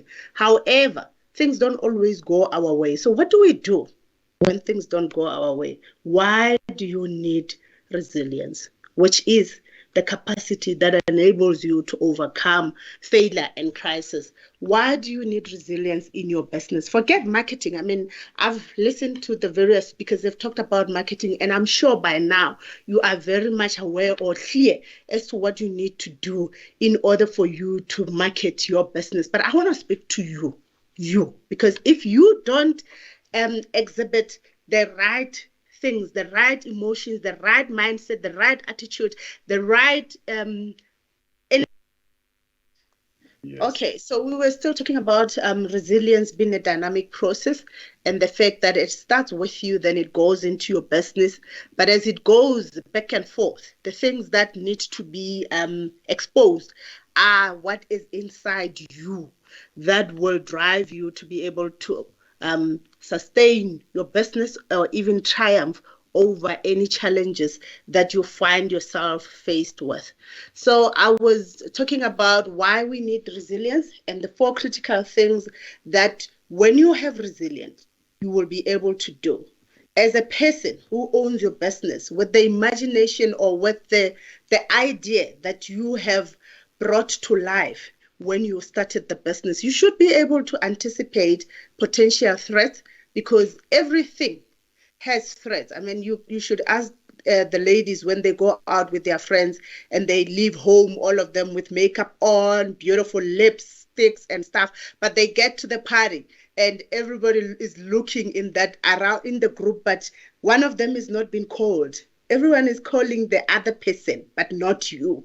Or they call you, and when you look, they like, your friend, call your friend for me. So you can see that there's always threats everywhere, even with simple things. So imagine on something as big as the business that is going to be your livelihood. How are you going to deal with those threats when they come, regardless of how well prepared you are?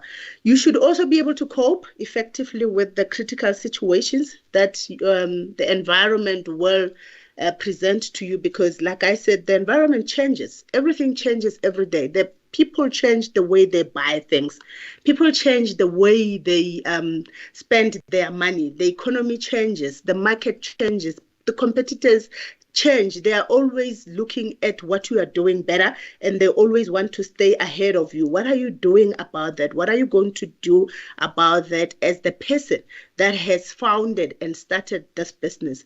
And you should be able to use whatever it is that you are learning during this critical period or this challenging period for the future. A lot of us, when we encounter problems, we want to give up. We don't think of what is it that I can draw from this current situation so that tomorrow when I do things, I can utilize the lessons that I have learned today. So those are the critical things that need you to be to have inside you. And hence I said it really starts with you.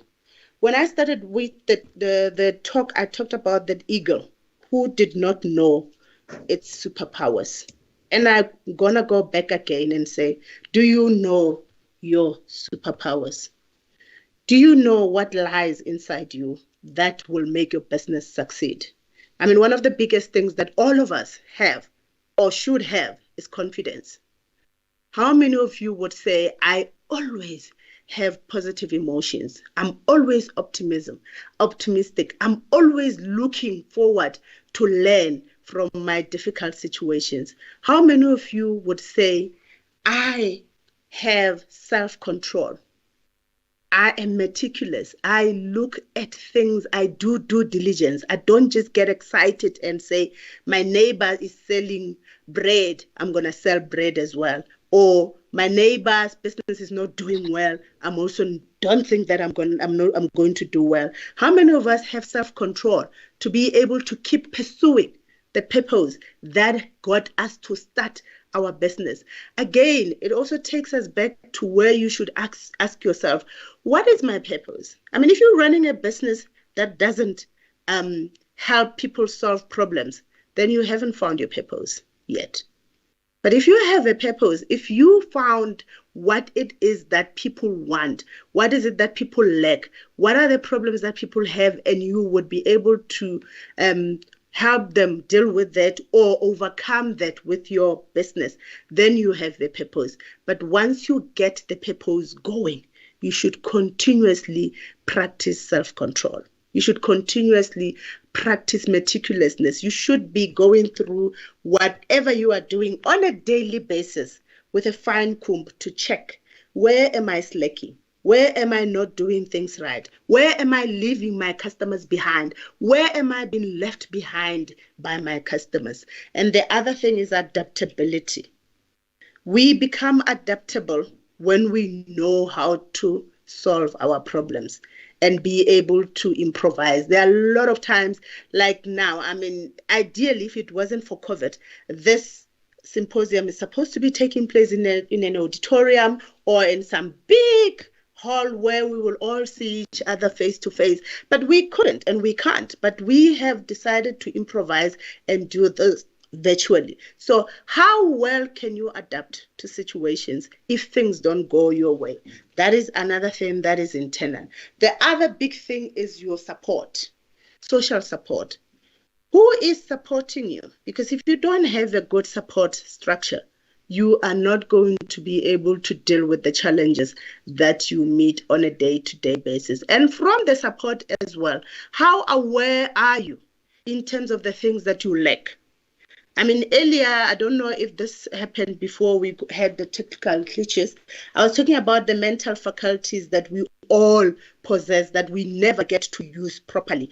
And one of them being imagination, the other one being will. How much are you willing to do, or how far are you willing to go to understand who you are, so that when you go for support, you go for support with knowledge that I lack this. Maybe you're not a very good communicator. Maybe you're not a very good marketer. Maybe you're not a people's person, but you know that for sure you can find people who would be able to fill that gap for you. Sometimes we think if we're running our own business, or it's my baby, we become too emotionally attached to our business. We hold on to things. We keep things to ourselves. We don't want to go out there and ask for support. But we don't know that the ability or the capacity to ask for support is one of our superpowers. How well do you know yourself to a point that you are aware of the things that are lacking in your business, or that are lacking within you, in your personal characteristic or your personality, that require you to go out there and be able to do what you need to do? Once you understand that, you would be able to do anything. I mean, I love what Marianne Williamson, whose code was often mistaken for being Nelson Mandela's one, but it's from Marianne Williamson, that says, our biggest fear is not that we are inadequate. Our deepest fear is that we are powerful beyond measure. It is not our darkness that scares us, but it is our light that scares us. But most of the people don't want to go within and go and do the work that requires them to know, this is my darkness. But over and above that, while this is my darkness, I have light. Where do I get the light from? If I don't have the light within myself, I've got a support structure, or I can create a support structure that will help me to keep shining that light over my darkness. So those are the things that we should always remember when we think about resilience and how it will help us to push forward despite the challenges that our businesses could be meeting. And we also have external factors as well. Again, what are your superpowers externally? I mean, do you have a structure? How is your structure defined in your business? How do you do things? Do you just wake up willy-nilly every day and go like, okay, this is how I'm going to do things, I'll go with the flow? Do you have processes in place? Do you have values that you follow? Do you have a support system that is your people that you have hired if your business is big enough to hire other people? What is your structure? Because your structure could be your superpower. Actually, it's supposed to be your superpower, because that will help you to be able to deal with any changing circumstances or any challenges that you face. The other thing is your strategy. Are you a defensive person, or are you proactive? Are you adaptive? Can you change things when things move? Are you able to move with things? Are you able to look at your initial business idea and say, this idea is not working, but I still want to run my business because I believe that I was meant for this. I believe that I am able to run an empire or establish an empire that is sustainable. So what am I going to do? Because this particular one, today I'm selling bread. The bread is not working. Can I do something else? How adaptive are you? How innovative are you? I heard one of the speakers talk about creativity yesterday. How creative are you? How innovative are you to make sure that you can change with the changing times? Because customers also, they love what we call newness. Customers don't want to be buying the same thing over and over and over and over. You change the packaging, one day you change the ingredients, one day you change the way you do things. How adaptive are you? You must think of that, because that will also help you to be able to deal with your challenges without caving in. The environment as well. And when we talk the environment, I want to take you back to something that goes into our social structure. Some of you are in business. Yesterday I had Pet Teho. Peteho talk about the fact that she was born of entrepreneurs. So for Peteho, it's very easy. She grew up seeing what it means to run a business. But there are some of you who didn't have anyone in their families, no one in their environment that showed them that it is doable. You can run the business and be successful. Instead, when you go back into your memory, now we tie it back again with your mental faculties. Which one of them is memory? Because our memory will always tell us information that we don't see with our eyes. When you go back into your memory, what are the things that your environment has said to you about where you are today? If when you go back into your memory, you get the memory that says you'll never amount to anything. You are so stupid. Look at you. You're so clumsy. Look at you. Nobody will buy what you want. What is it that you are seeing inside your memory that is linked to your environment, where you come from, that will enable you to resist failure, that will enable you to triumph over your circumstances? I mean, I always make a joke about myself that I've got like very big legs. And growing up, I used to have aunts who, every time they see me, they'll come close to me and start pointing at the legs, some of them pressing them, asking me, are they hurt? Are they sore? Are you not sore? Oh my word, this is too much. So much so that they made me believe that it was a curse to have this kind of legs that I have. And I was telling myself that one day when I have a lot of money, I'm going to cut my legs. And then one day, as I was working in town in the Joburg CBD, I'm walking around in a beautiful miniskirt, and I pass a group of Zulu taxi drivers, and they all went glulu, glulu. And I'm thinking, oh, okay. A week later, I'm walking around in Rosebank. I'm wearing a nice pencil skirt. I passed the taxi rank again, and the guys went glulu, glulu. So I went there and I asked them, what is this? One of them said, you've got beautiful killer legs to die for. Obviously, he said it in Zulu. And I said, say what? Say that again. And that moment for me was a breakthrough moment where I erased the memory of my aunts telling me my legs was a curse. And I'm using this example. I know it might seem trivial to you, but it was important for me at that moment to go back and rebuild my self-confidence. So much so that today when I walk into any room, my legs go first, because I know I've got killer legs. So those are the things that I am talking about to say, do you know your superpowers?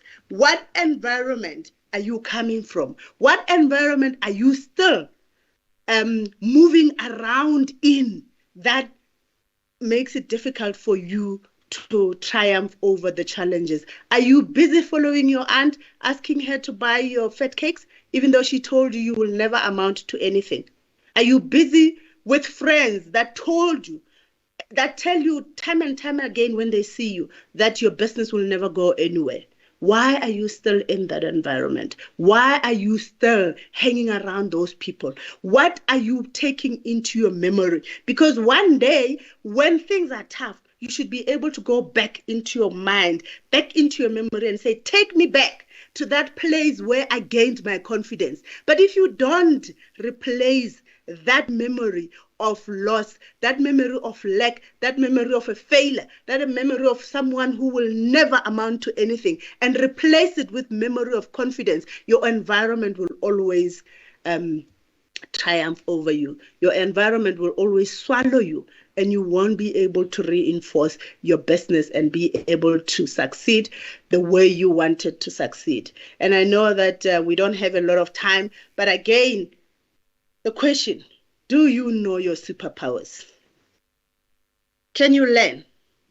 And we need to learn by doing. We learn by making decisions. We learn by negotiating with other people. We learn by experience. At first, you will fail. In fact, you will fail so many times. So many times. I mean, when I think back in my life, I've lost jobs 5 times. Highly educated as I am, I have lost jobs with those qualifications. But I always went back to saying, who am I? What are my superpowers? What am I here to do? What is my purpose?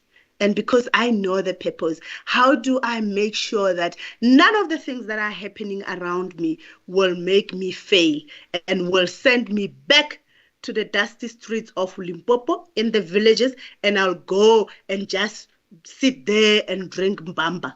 No, I said to myself, I'll learn by doing, I'll make mistakes.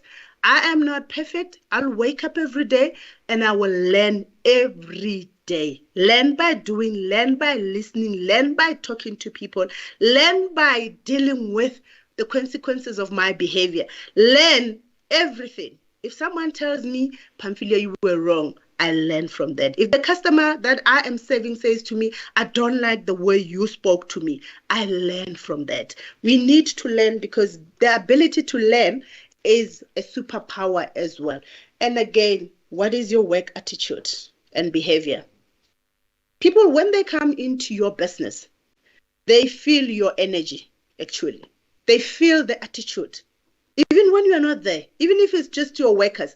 So much so that if you've got people employed, you need to make sure that you embed the same type of attitude that you want your customers to sense when they come into your business. You must learn to teach them to embed that into their DNA. You will have to rewire their DNA the same way that you have rewired yours when you realize that the memory that you have about success from your people, from your community, is a memory of lack, is a memory of that you are not worthy of anything. But you worked very hard to erase that memory. Why then when you employ people, would you not help them? Why would you not teach them? Why would you not spend time with them and tell them about the DNA of your business and tell them about how you would like them to give your customers a memorable experience by the way they behave, by the attitude that they bring to work? Because when customers come into your business space, the first thing they sense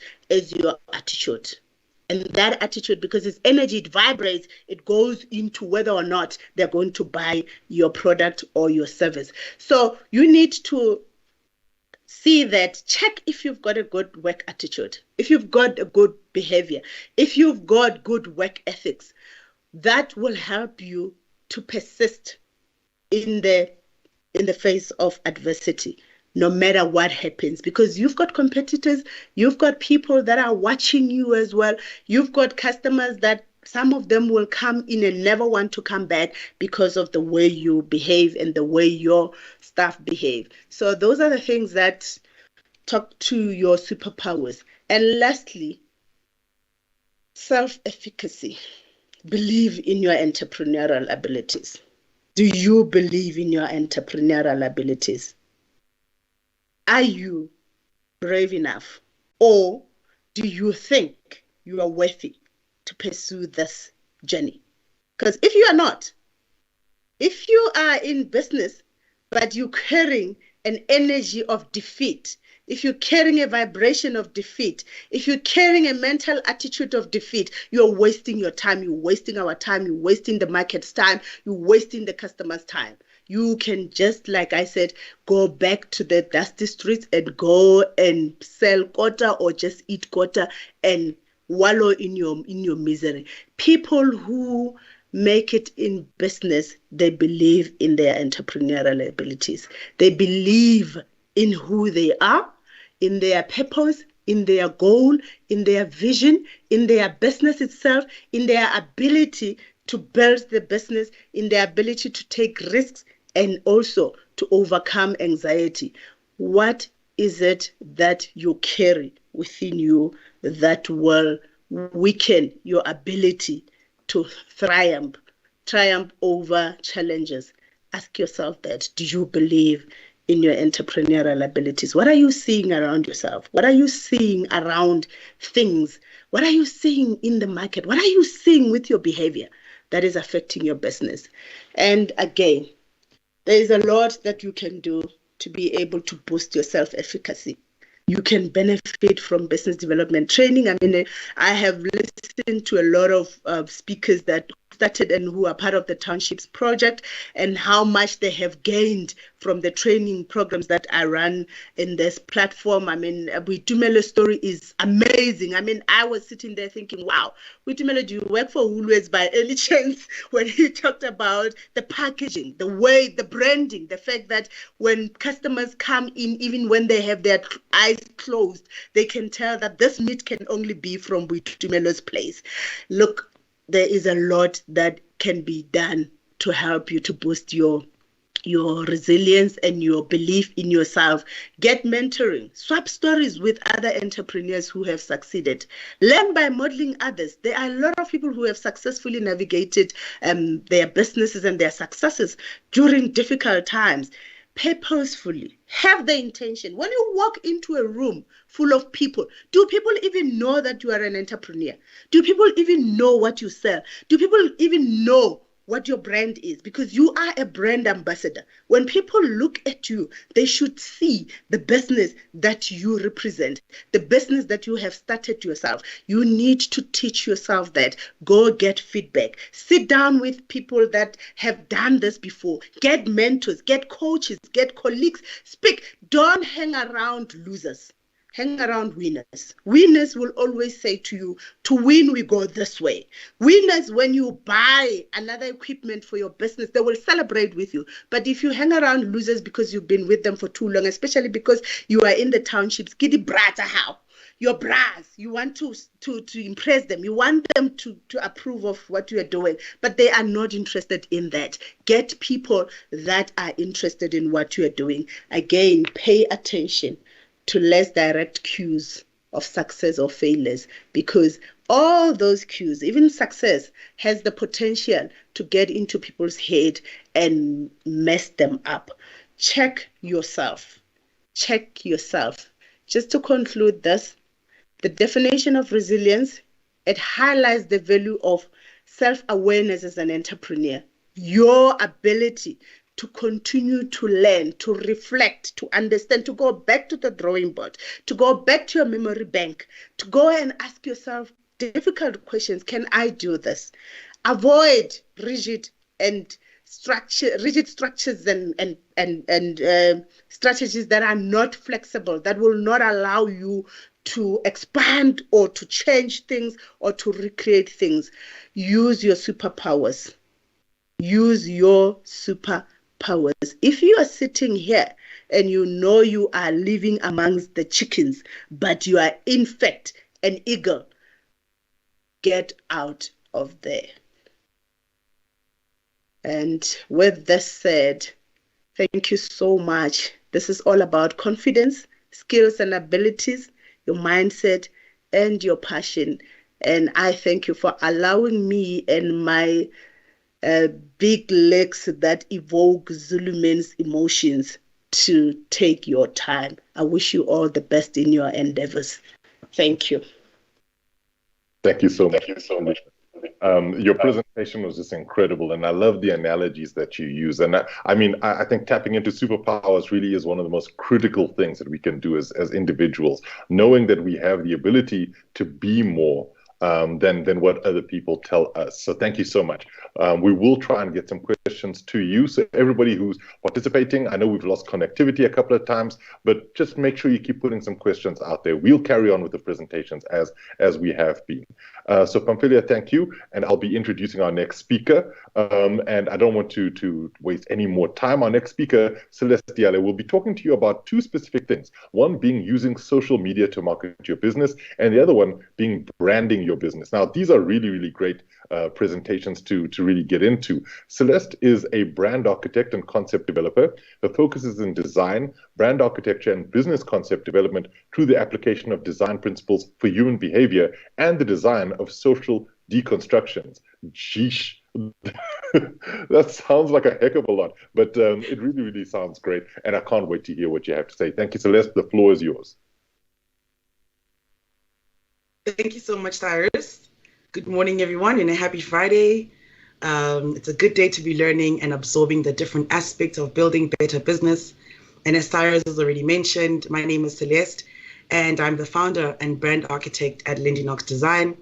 I started this company when I was still in varsity, doing my second year Bachelor of degrees in the architectural field.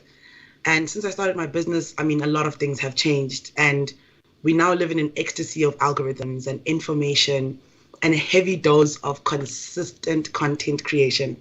So I'm super excited to have an opportunity like this, to be able to share what I have learned over the years, and especially what I'm continuing to learn as well, because we're always in a position of learning, right? So using social media marketing to market your business, although it's a very vast topic and it has its own technicalities, but these are some of the topics that I will be covering today. And as you are digesting this presentation, as a business owner or an aspiring business owner yourself, ask yourself some of these questions. Which gaps are you filling in? And where are you on the social media platforms? Which social media platform do you and your clients prefer? And how do you understand algorithms, how they work, how to sell and tell your business story, and understanding the differences of transaction versus transformation, and getting used to creating content, and understanding also that it is not an overnight scheme, and overall branding your business and understanding the difference between branding your business and it being a brand and a logo.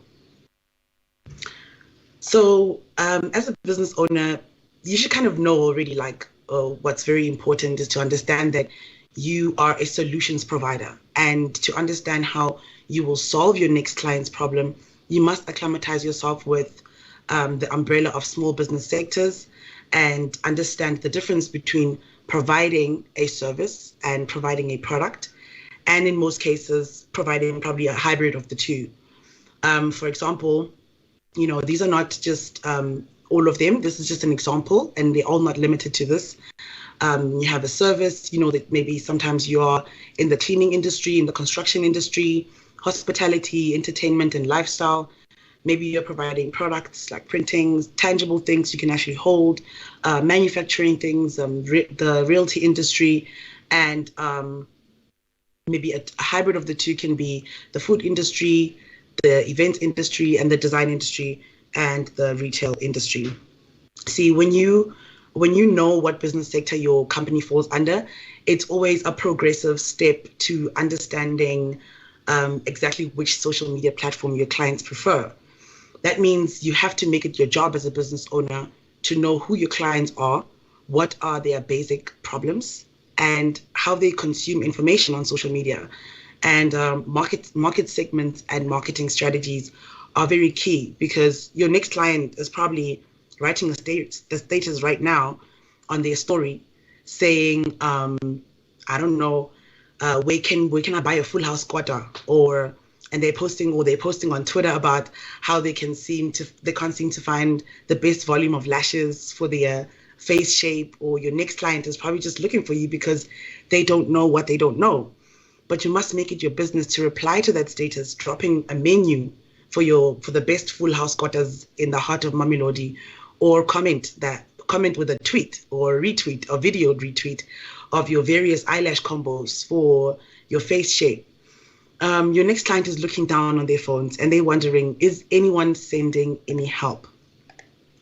And I know we're having a bit of connection issues and not seeing really the videos, but I'm sure you sort of understand and get the gist of where we're going. So if your next client is using your YouTube, then you know that there is more of them where they come from. And they are probably below the ages of 50, and they consume video content as a means of either education or entertainment. And if they're using Pinterest, then your audiences consist of predominantly of adult women. Your business is probably related to lifestyle, fashion, decorating, or DIY projects. These are perfect for small businesses. And I don't know if it's actually showing up there, because it looks like it's just pretty much loading. But nonetheless, Snapchat, if you and your clients are on Snapchat, you want to reach a young audience and who have an affinity for creating bite-sized, engaging video content, as most Snapchat users are there only for entertainment. And one of my favorites is the WhatsApp Business, where you find obviously a wide range because of the platform is used to communicate for family and friends. WhatsApp Business is more effective because it now has a proper business profile. It provides customers with customer support, and it helps you to share the company's catalogs and update them with the customers about their purchases. And if your target market is on Instagram, then they are most likely to be under the ages of 40, and they consume sort of like a lifestyle life, I guess, and e-commerce or photography businesses and things that are very like visually pleasing. And if your clients are on TikTok, you're most likely to reach an audience that is not overly self-promotional, because on this platform you won't really build a loyal following that will probably end up buying your products.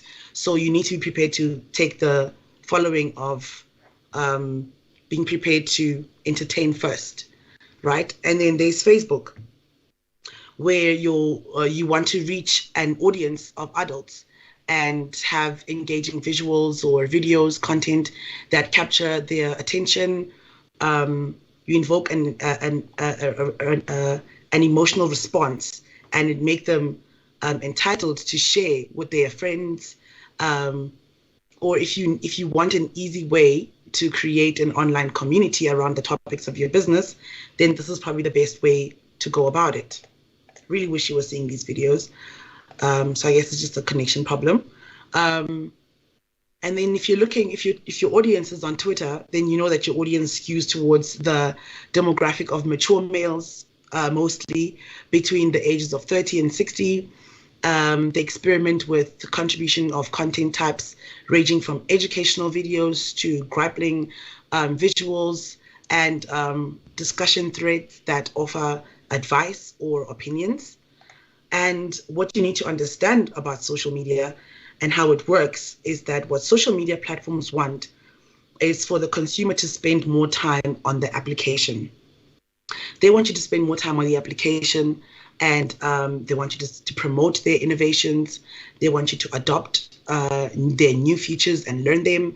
And they want to dictate sharing feed or return on investment. And obviously, like you and me, social media platforms want potential customers or users and clients. They want you to use their features the same way you want your clients to experience your latest product.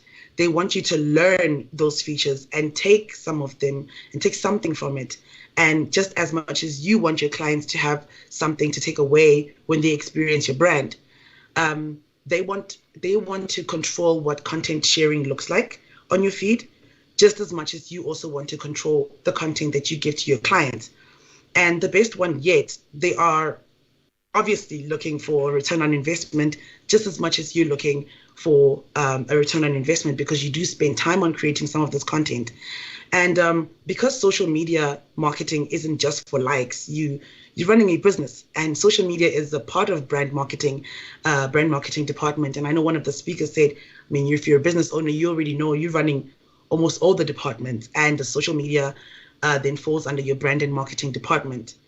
Remember, you're in control of what content you create and what content you post, but you're not really in control of it going viral. So you need to keep that in mind at all times. One of the very first posts that we ever made for our company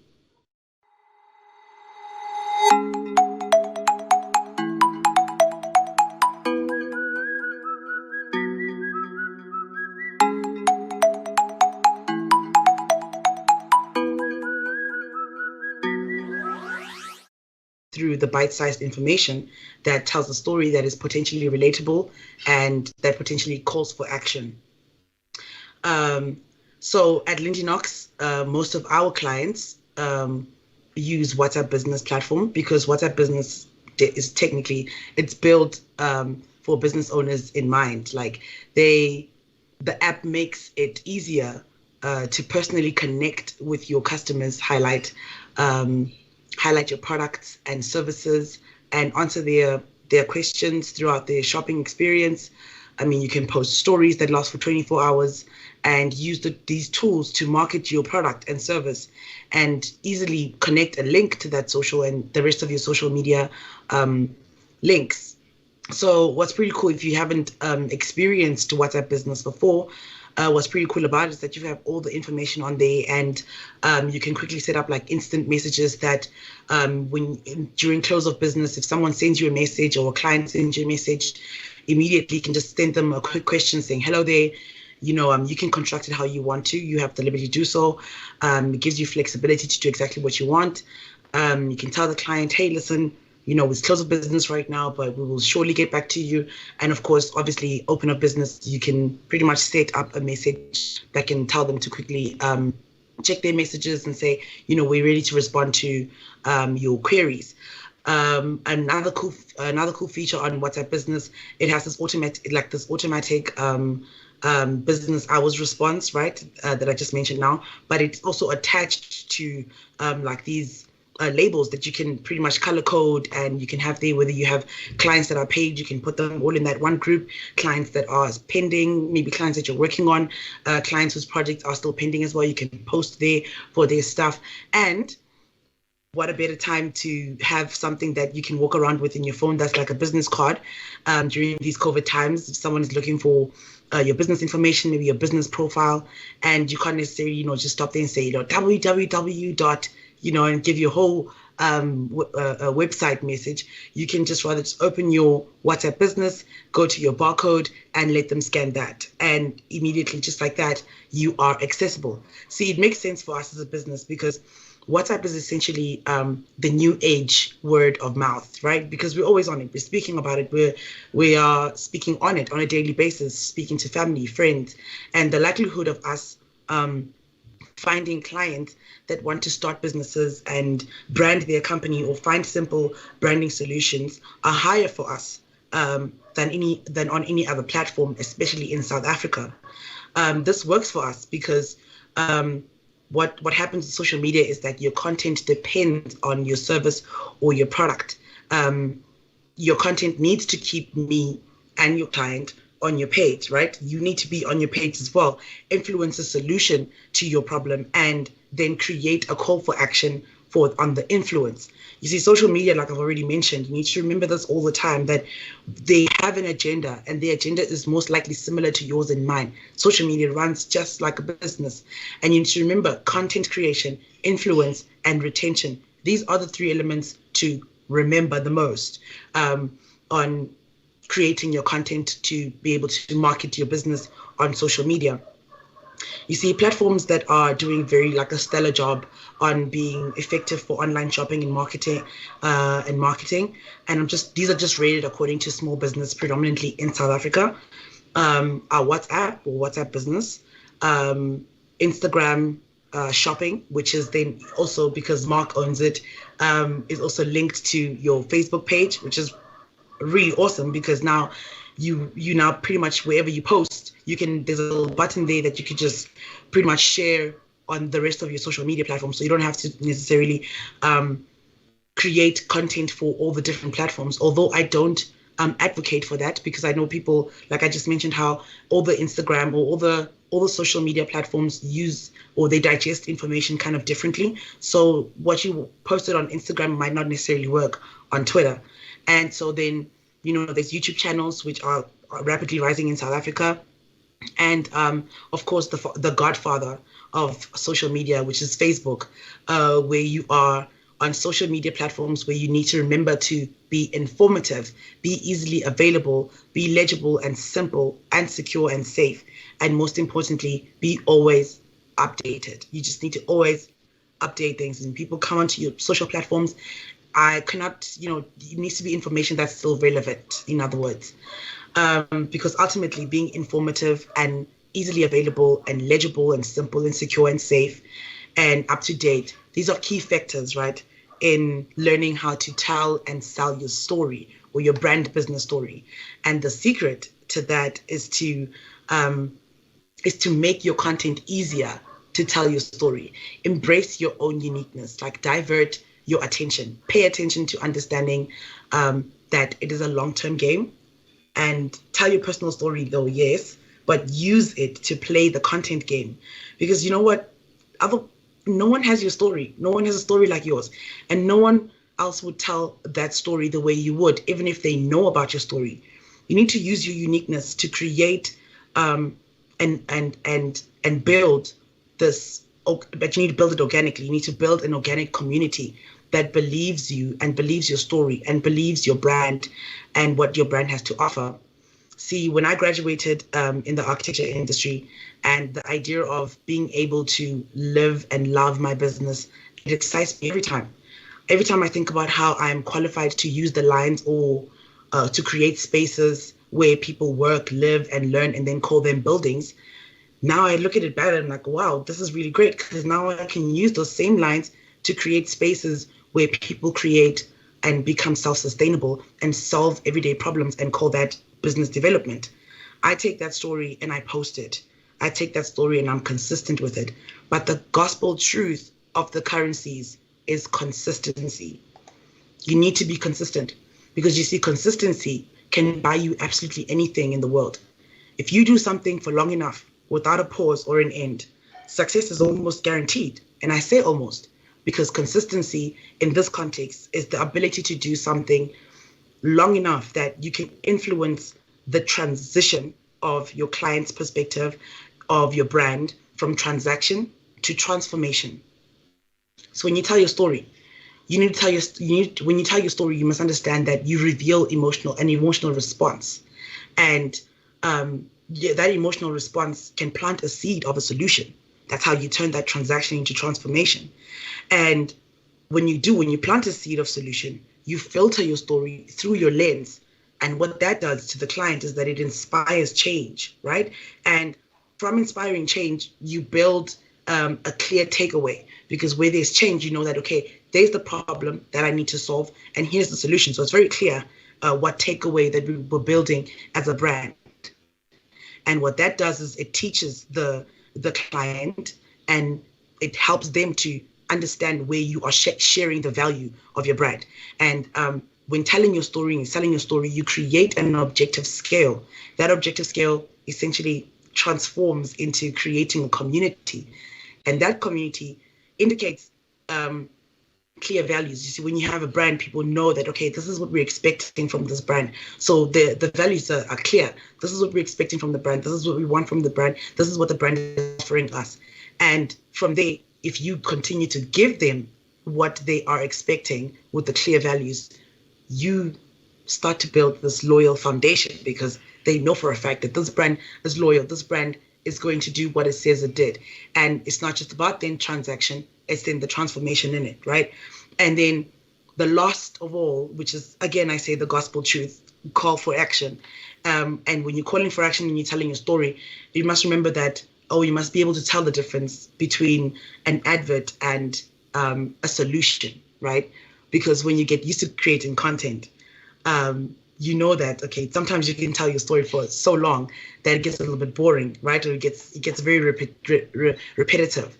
And naturally, you will always want to tell it in a creative way, because now you know you've said it in this way. Now you gotta come up with better ways to say it, or cooler ways to say it, or relatable ways to say it. Really relatable ways more than cooler ways. But it's a good thing, because content can get so repetitive that you start to wonder, like, am I even good enough? Especially when you don't get those likes, or when you don't get that retweet. You know, you start to ask yourself, like, is my story really good enough? Is it even something I want to share? So you should always make sure that your content or the way you tell your business story is relatable to your customers. Make your content easy for your customers to understand. If it doesn't call me to act on it, or to like it and share it and save it the way you told your story, is not helpful. Do not post it. You see, stories win hearts, and hearts carry value, and value calls for action. And I don't know if you can see this, because it looks a little bit blurry there by the review mirror. So I hope you can see this very clearly. So social media has already set up this call for action dashboard for you. And these are the main features that call for action. And I'm sure we are all familiar with these icons. And if you're not, then this symbol of the heart here, the first symbol of the heart, or in some applications, it's a thumbs up or a thumbs down. It tells the content creator how they feel about your content. The speech bubble is there to let the content creator let the content creator know that their feelings are so strong that you need to use more words to elaborate exactly what those feelings are. And then the share badge is there to let the content creator know that the feelings are so strong that they need to save it for later, which is always good because that means they're coming back. They're coming back to your page to come and see what it is that they wanted to take away from that, right? This is also an indication of the first signs of loyalty because they value that content, and like anything you value, you want to be able to save it. And the ideal call for action is then the share paper plane icon that tells the content creator and your friend that your content is so emotive and most likely effective, so much so that they had to spread the word. Now, this is the ultimate call for action. You see, using social media to market your business is not an overnight scheme, and going viral should never be a goal of yours as a business owner. You need to pay close attention to how your business grows on social media. Like, for example, if I was a musician and I release a song and it becomes viral, I will obviously naturally feel obligated to maximize on the popularity, and oftentimes you might lose focus on what your brand is all about because now you're focused on releasing the next viral song, and it might not even force it might even force you to change the way you carry your brand. The same thing applies to all companies. You need to know that running a business is not always about how popular your brand is. Many small businesses fail because they're focusing on, well, I've created this content and I've posted this content, but why is it not going viral? I don't understand. So you need to be cautious of that. And being cautious of that is then understanding what branding is and what branding is not. If you want to brand your business, I like to start off with a very useful tool for the brand, which is the logo. And knowing that the logo is not the brand, it is just a symbol. And a brand is not a product, right? When people say we're buying this brand and that brand, they're really just talking about like buying this product and that product, or this service and that, getting that service or that service. But it's really not the actual brand, right? The brand is not a promise. Yes, there's some truth in branding promising to deliver quality services or product. It's not an impression either, even though the sum of everything you do as a brand leaves an impression on, but it's still not that. A brand is the result. It's a customer's gut feeling about a product or a service or a company. It ends up in their minds. What happens in their minds, what happens in their hearts, and what happens with that value. And they place a sense of value on it as well. A brand is a reputation. Every single one of your clients will have a different opinion on what that reputation is. And it's okay if you have a community that is built on the brand's reputation. See, the tagline of our company at Lendinox Design is Dream Design Own It. And just like that, on Jump on Stage, we want to tell you immediately like that. It lets the customer know that we want to be a part of their story. And so branding is like telling a story. And in many cases, what your brand does for your clients, it transforms their problem into a solution that both the company and the client is pretty much proud of.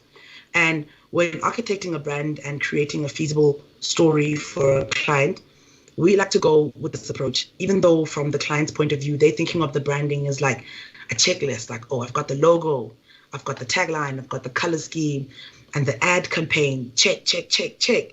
And then they think, wow, Bob's your uncle. There we go, we're done. But no, Bob's not your uncle, because in truth, that is the tip of the anthill.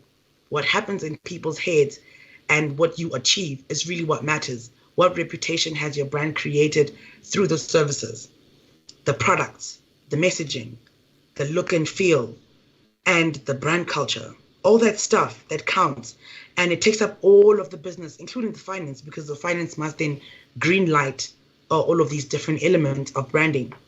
You see, humans affect your brand, even if they are not your next client, your current client, or your previous client. The culture that you identify with in your business is the bigger part of your branding. So here's an interesting way of thinking about it. And I learned this when I was in school. So I just love telling the story just like over and over and over again because it made sense. Here's an interesting way to remember branding in your business. If you say, I'm a lover, and I say, I use this symbol, that animated logo up here, to say that I'm a lover, then I've created a brand.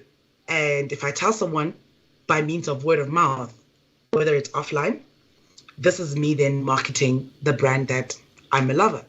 This now becomes part of your branding strategy. If the person I told calls their friend or shares on a post on social media to say, hey, she's a lover, then this is telemarketing or online marketing. This is now part of your branding strategy. And this is what branding is then, right?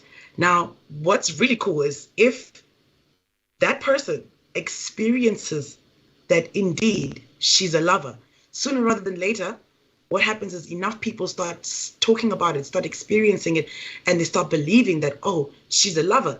And whatever reputation that they understand a lover to be, they then attach that to your brand.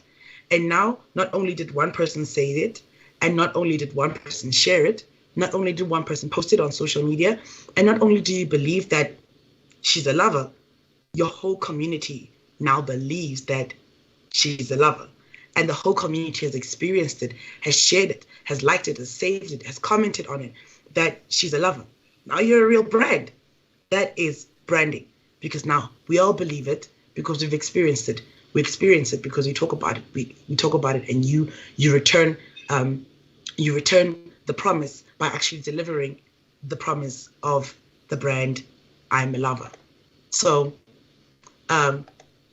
if you are struggling with your branding or your business brand and you would like to know more about what we do at Lindsay Knox Design, don't be shy to hit us up on our social media platforms, our website. If you prefer the app that you are already using, you can find our catalog of services and products on WhatsApp Business platform. So what's really cool about attending this symposium is that you can get yourself a 30% off deal at Lindsay Knox Design on any of your brand identity packages using the code BBB22. This deal is definitely waiting for you until the 31st of May, 2022. So I would just like to take this moment to thank the Townships Project for putting together such a valuable symposium. And even though this is only my second year attending, I have learned information that many could never access in a lifetime. I feel privileged to be here. This is an amazing opportunity, and shout out to the PR team for being on top of their game, and to you, Cyrus, for doing a stellar job. Thank you very much, and back to you, Cyrus. Thank you so much, Celeste. Your presentation is just incredible, and thank you for being so adaptable. You know, everybody talks about the situation we find ourselves in with regards to load shedding and all of that stuff, and so when we face with technical challenges, seeing somebody as professional as you, just like rolling with the punches, is always a great thing for us. So thank you so much, Celeste. What we will do now is we have a bit of a question and answer period. So anybody who's got any other questions, please put them into the question section. We'll ask Celeste, we'll ask you a couple of questions now, and then Pamphile will also have a couple of questions for you too.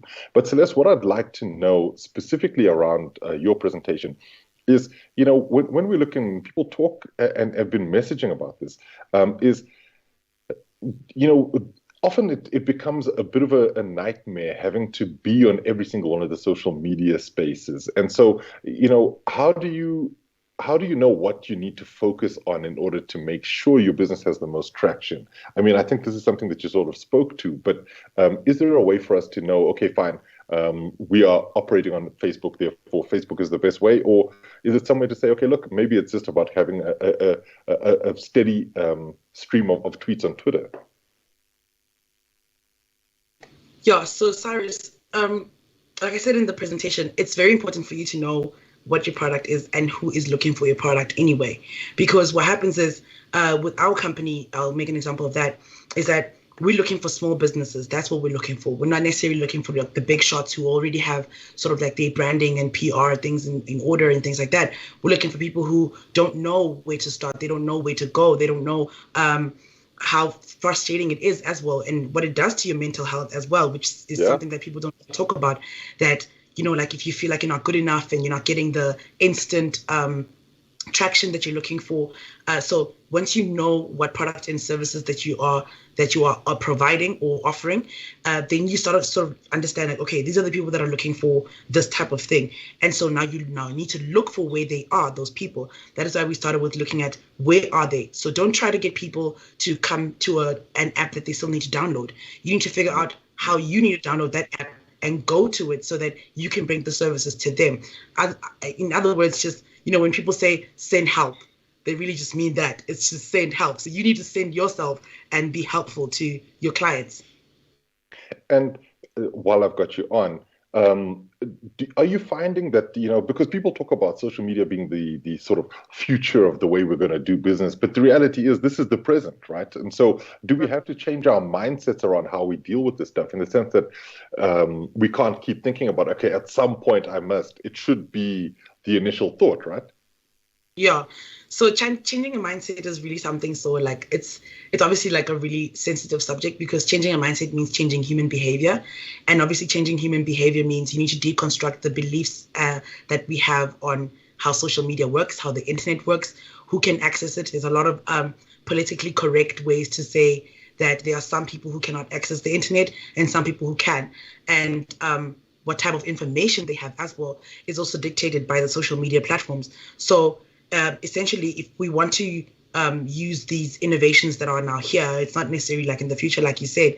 If we want to use these types of things, we need to go to places and educate people. Education is obviously very key. Like attending this symposium is one of the most, I can say, if we had this every year all around here, I think that would be very progressive as well, because these are the type of platforms where you come and learn about how to not be overwhelmed, how to change your mindset, how to, like the previous speaker spoke, how to have resilience in doing certain things like this. So it is a bit challenging sometimes, and it's intimidating. That's a fact. And it doesn't matter how long you've been doing it, you will be intimidated. No, that's very true, and it feels the same for all of us. I mean, regardless of what area of business that we're in, I think that in essence, it's almost a sort of imposter syndrome that keeps hitting you, and you're having to push that to the side. But the last question I have for you has to do with branding, and I guess, is branding really also about having confidence in what you're selling? Because in order to market your brand effectively, you've got to believe your brand, and that's something I've heard a lot of brand mechanics and marketeers talk about, that live your brand. So do you think that it's also about having the right kind of confidence? Yes. And you know what comes with confidence? Telling a story that you know about, that you believe in. That is why brand storytelling is so important. Because if I'm sharing a personal story about you, I believe it because that is my story. And if I'm sharing a brand story, I believe it because that is a story that actually has affected me, or has done that thing that I was talking about from transaction to transformation. So I know what this business has done for me, and therefore I want to do the same for others. And I know what the products that I've used, my own products that I've used, have done for me. Then I know that it's going to work for somebody else.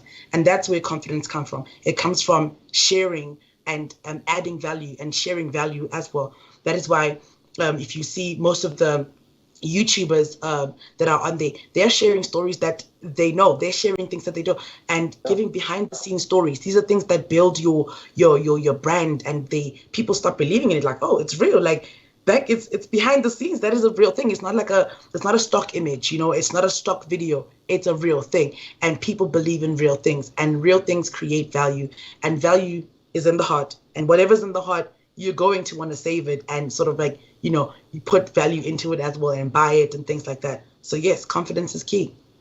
Thank you so much, Celeste. That was just incredible. And your answers, I mean, you're definitely a pro. You know exactly what you're talking about. And I hope everybody can gain a lot of confidence from that too. So I'm going to ask a couple of questions to Pamphilia. So thank you, Celeste. Let's see if we can get Pamphilia on board. But some of the questions that came up around what Pamphilia was talking about were really, really, really incredible, because they also spoke to a lot of the things that are being brought up by Celeste, in the sense that you have this how can I put it? people are asking the question of how do I best live who I am in order to maintain. So Pamphilya, here's the question for you. If we're looking at ourselves, and you spoke about being a superhero, how do we take ourselves away from the perceptions that we've already created of ourselves and live the experience that we want to do? Because that will be what underpins our businesses, right? Look, thank you, Cyrus. For most people, it's very difficult to do that work by yourself. And hence we have people like life coaches, mentors, someone that will sit with you. You know, in psychology, there's something that we call the Johari's window, which has 4 panes, where in one window is what you know about yourself that other people don't know, and what you don't know that other people also don't know, what you know that other people know as well, and then what none of you know. So you need to be able to go to people who would do that very objectively without being biased, without saying, I'm going to buy your face. Sit with you and look at how are you conducting your life? What are the things that are sitting in your memory bank, which is, Celeste spoke about the belief systems, your belief systems that have told you that you are never going to amount to anything, you're not worthy of anything. But it's very difficult to face that truth on yourself, because in most cases, for example, I always use this analogy, which sometimes people don't like, is that we were told when we go to the bathroom, we do number 2, we flush without looking. And I say, look at your shit, for lack of a better word, sorry for my French, but look at your shit, because it will tell you where you are sitting and where you are going, whether or not the color and the texture is good for your health. And that tells a lot of story about who you really are. But we have been told as people, as we grow up, that no, nobody looks at their shit, they flush. And then you run away. So I must say, your use of the word is unbelievable. Your poop. We'll go poop today. Yeah, poop and check. I'm being honest, poop and check, because it tells the story. Some of you poop the poop that runs away. You start looking for it and you can't find it. You want to flush, the poop is gone. What does that mean? It means you are constipated.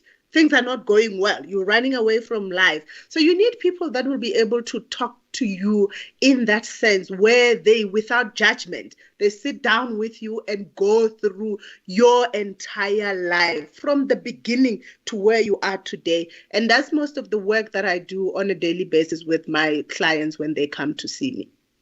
That's really fascinating. And you know what's interesting about what you're talking about, because you are talking about something that is a real thing doctors tell you to do, is to check what is behind you, because it tells the story of what's been inside. And so you're talking about what's internal and dealing with those things. But let's say also, because one of the things that I love, and I talked to this in my presentation, and I might just touch on this when I present just now, is that it's about flexibility and adaptability. And we are facing such tough times. And the reality is times are not going to get any better. You know, when we look at food prices, petrol prices, all of that stuff, it's really incredible. So what kind of advice do you give to people in order to try and help them be more adaptable? Is the reason. I mean, like I said earlier, we've got mental faculties that people don't use. What is the perception? What are you seeing? Because you could be looking at something that everybody's looking at, is looking gloomy and dark. In reality, you might find that you actually are not there. Like I take myself. I have a lot of people that ask me, for example, I was raped when I was 6 years old. Hence, I wrote my book, A Daughter's Legacy. When I talk about the story, I talk about it so beautiful. I tell people, in order for me to be this beautiful, I had to have gone through that experience, because that experience was, in essence, preparing me for moments like this. So it's the perception. What are you seeing when you look out there? Are you seeing darkness? Are you seeing gloom? Are you seeing that I'm not going to be able to afford food? Are you seeing that I'm not going to be able to take care of my children? If that is what you are seeing, then that is what you are experiencing. But in the midst of everything that is happening around us, if you have a different reason, if I look and I say, with the money that I have, I am still able to eat and I'm happy and I'm grateful for it, I can see more and more of that coming. So it's just to stand out of the crowd. Like, not be afraid to do something that the next person is not doing, because you've got a lot of people that the stories they tell themselves. I mean, it's also branding as well, where people tell stories of poverty. Me, I'll never go anywhere because we struggle at home. I don't listen to people who talk to me like that. I tell them, dude, at this point, this is not the conversation I want to get involved in, because it's going to just pull me back from all the work that I have done. So it's the reason. Find the reason why you should keep going. If you understand that reason, you will do anything. Even when your friends say they don't have money, they'll be surprised you have money. You can even take them out for a couple of beers. Thank you so much, Pampilia, and you really answered the questions that have been put out there. Have a great day further. I know that everybody who's listened to you has had so much to take home and also to think about, because there are things that we have to deal with on a daily basis, and in order to be a success, you have to deal with yourself first. Yeah. So thank you so much. It's a pleasure. Thank you, Cyrus. Okay, so we've had our question and answer. We've spoken to Celeste. We've also spoken to Pampilia. Now it's time for me to do some presenting for you. I'm going to be talking to you today about competitive edge for your business. And as I'm wearing as many different hats as possible at the moment, give me a second while I try and get everything sorted out for you. So I think the presentation is being shared. And if you just give me a second, I should get into presenter view. All right, I am online. I hope that all of you can see the presentation as is, but I will get into it. So this is giving your business a competitive edge, and I'll try to race through it a little bit because we are behind schedule. So let me start with this. Born prematurely at 29 weeks, 3 months early, his mother feared for the worst, hoping for no more than the survival of her 1 kilogram baby. After some intensive care and many prayers, the baby boy pulled through.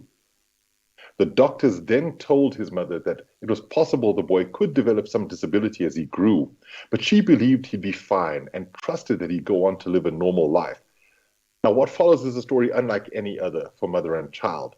That baby was Wade van Niekerk, South Africa's very own miracle man, who shook up the world with his immense talent and ability.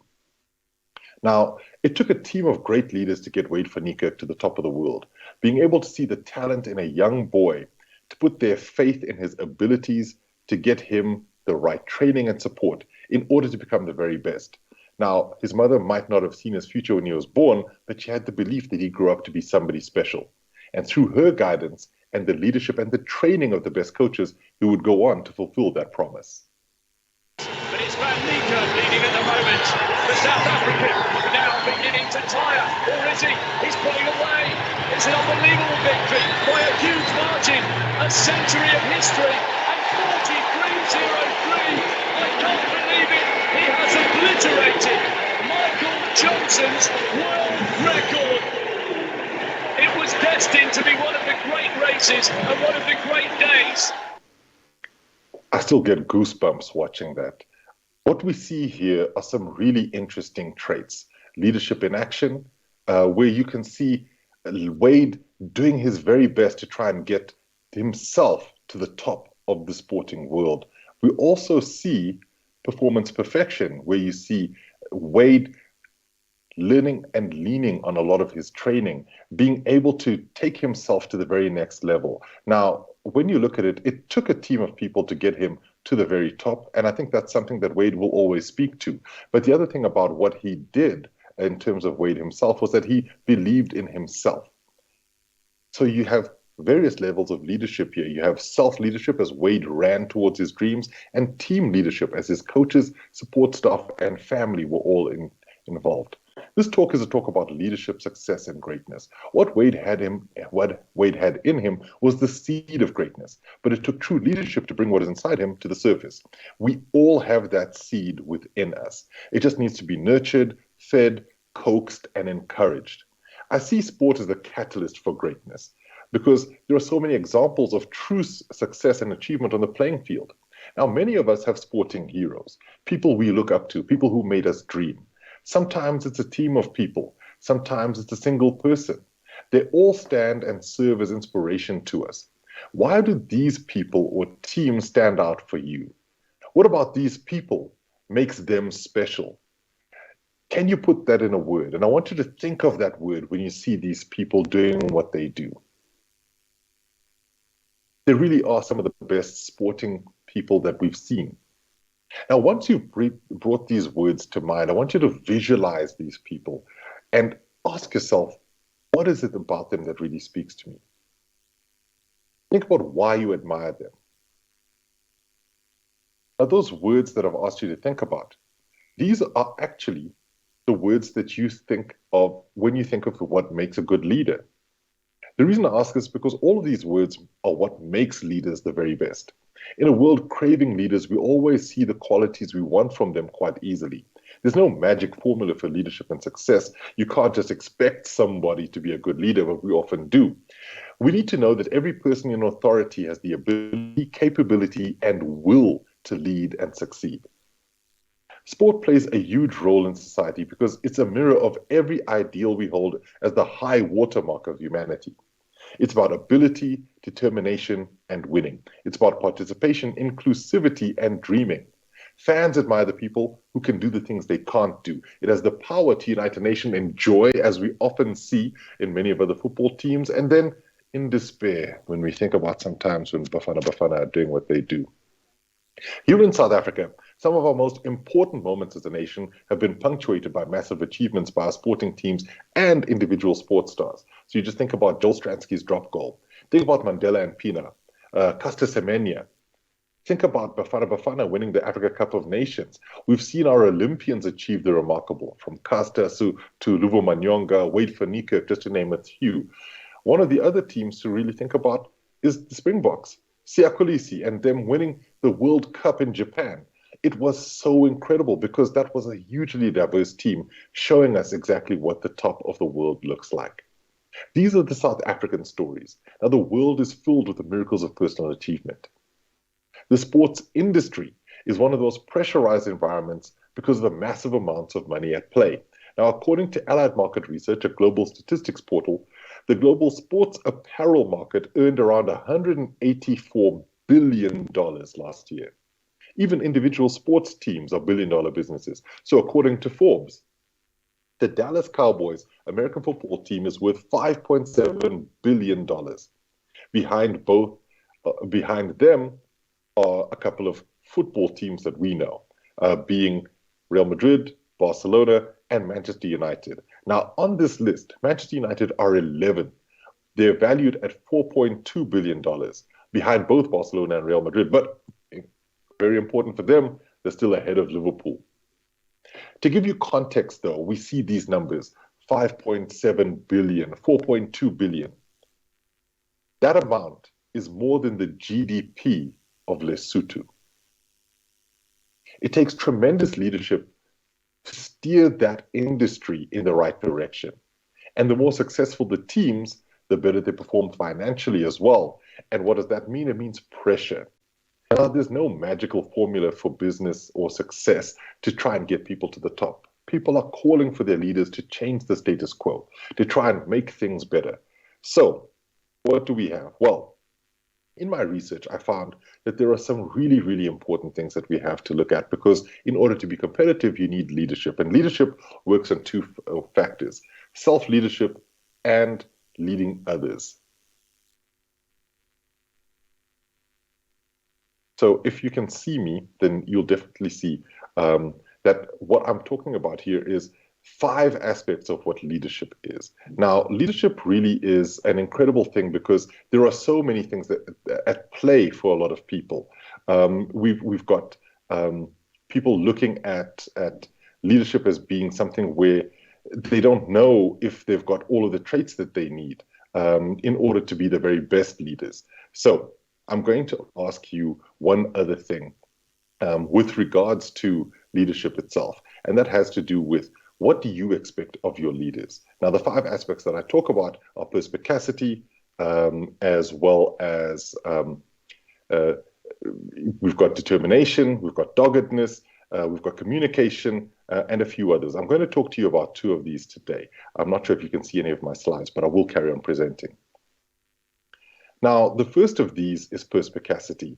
And this is one of my favorites because what I see in this, and I'm a storyteller at heart, is that it's about something that really speaks to planning. Now, in the 1970s, a man named Richard took some tennis lessons from an amateur coach called Old Whiskey and realized that there was a future in the sport, though he didn't see one in the sport for himself. Rather, after going home and watching a lady called Virginia Ruzicki play, he then knew that there was a future in the sport for his kids.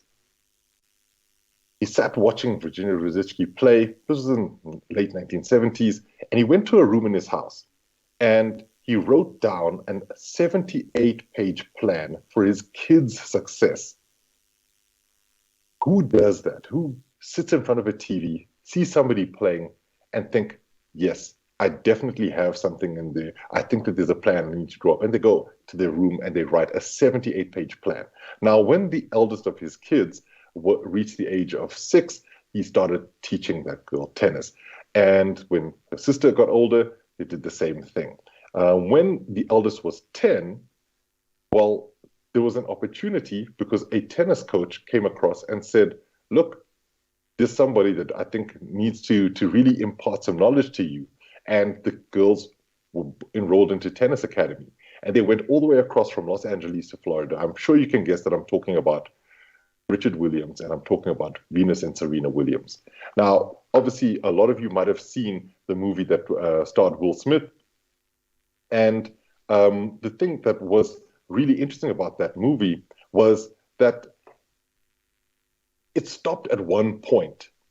And the thing that I love the most about how he went about going through the process of getting his daughters into tennis academy really was about how he had a vision of what he wanted. Now, the movie stops with Serena, or rather Venus, getting into the US Open and then being able to sort of try and get the tennis coaches to see what she had in her as a individual.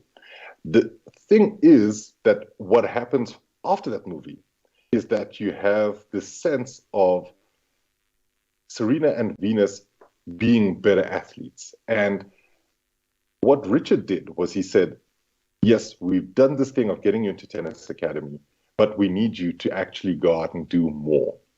So he pulled them out of tennis academy, if you can believe it, and started to coach them himself. He felt that he'd learned enough in order to really give his daughters something that could be incredible. Now, he took them out of tennis academy in around 1996. Can you believe that 4 years later, after teaching them himself, Serena goes on to win the US Open. The year next, Venus goes on to win Wimbledon. His dreams had come true. He was then able to really teach his daughters that you can be the success that you envisioned because they were able to be the very best athletes possible. That is what perspicacity is. Perspicacity is about having acute mental vision and shrewdness. It's about being able to see the future long before it happens. It's about having keen mental perception, being able to picture what is happening in the future and see whether or not that can actually be something that is fulfilled as a reality for people. Now, when I talk about perspicacity, and it's a word that I love, and because it's so unique, it deals with us being able to view what we see in the future for all of our businesses. How many of us look at our businesses and our teams, our staff and colleagues and think how far we can all go? Do we ever have a plan for how far we can all take our businesses in order to achieve the very best? Do we have a 78-page plan of our own? And if not, what are we willing to do in order to get to that next level? So we are often too readily task-orientated and become focused on only one step ahead of the other. But are we being perspicacious by nature? Are we using goal setting and visualization?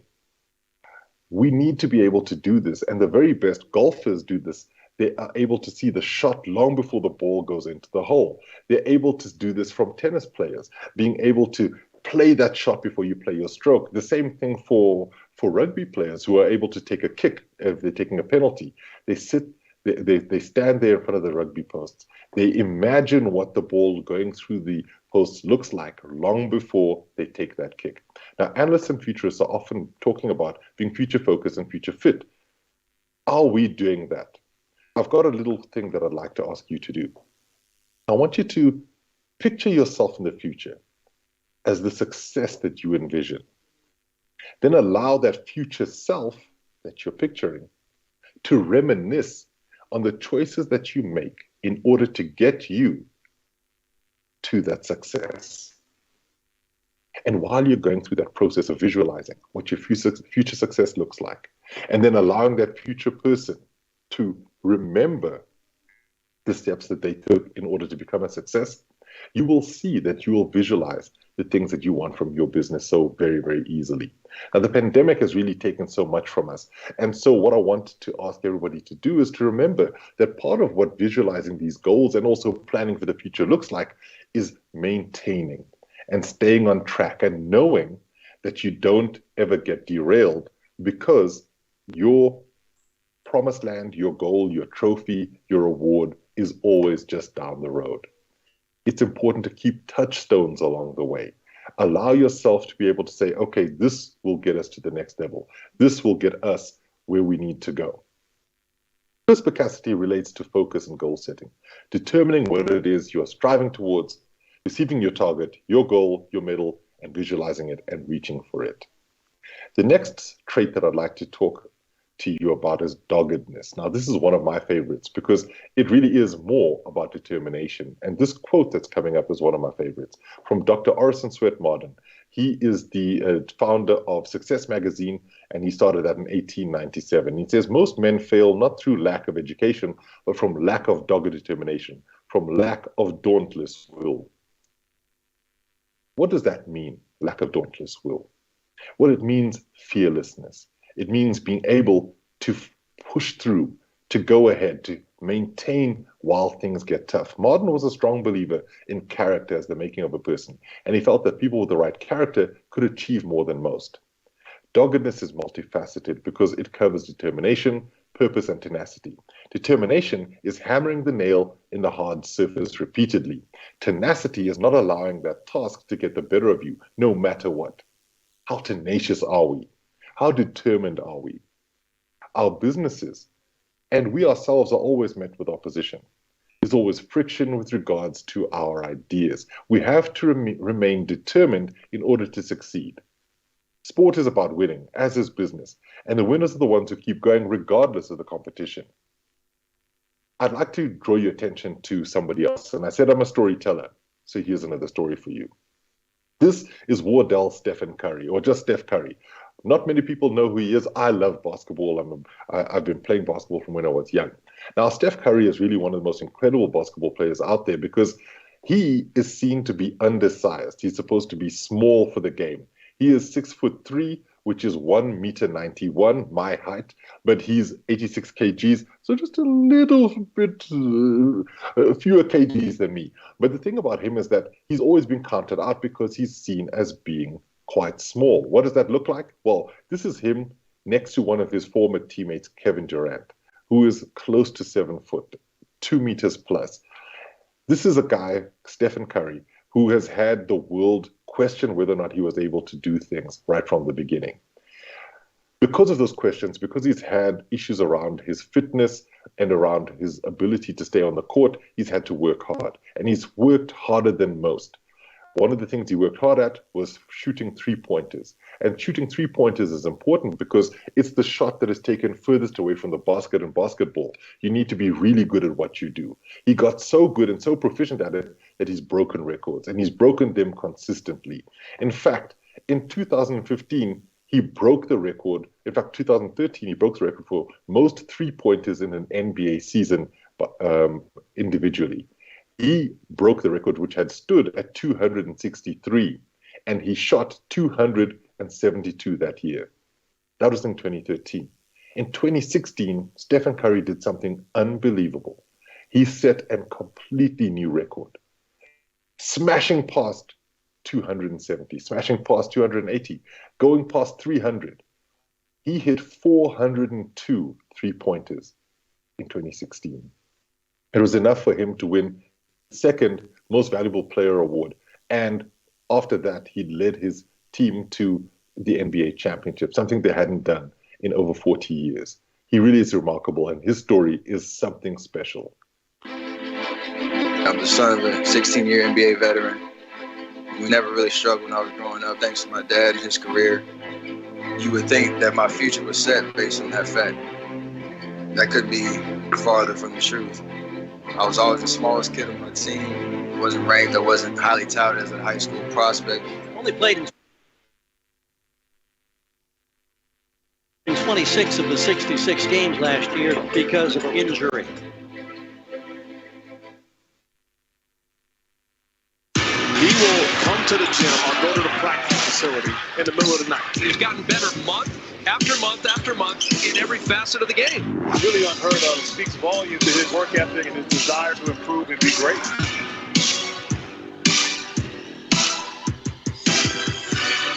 Curry splits the defense behind the back. Fires the three. Oh, he puts it in. Oh, my goodness. For the lead.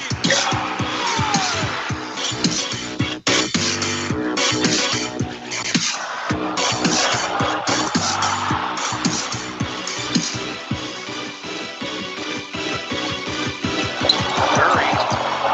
What a move.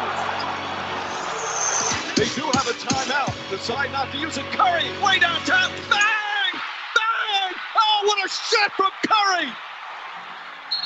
He's turned out to be better than anybody thought. In my wildest dreams, did I ever think that he was going to be an MVP? The things that he's improved on, because he just wants to get better and better in so many areas. And the dream season is now complete. The Golden State Warriors are the 2015 NBA champions. Their first title in 40 years. I don't think I've reached my ceiling. I always feel like I can get better. I still feel the same way on the court now like when I was a kid.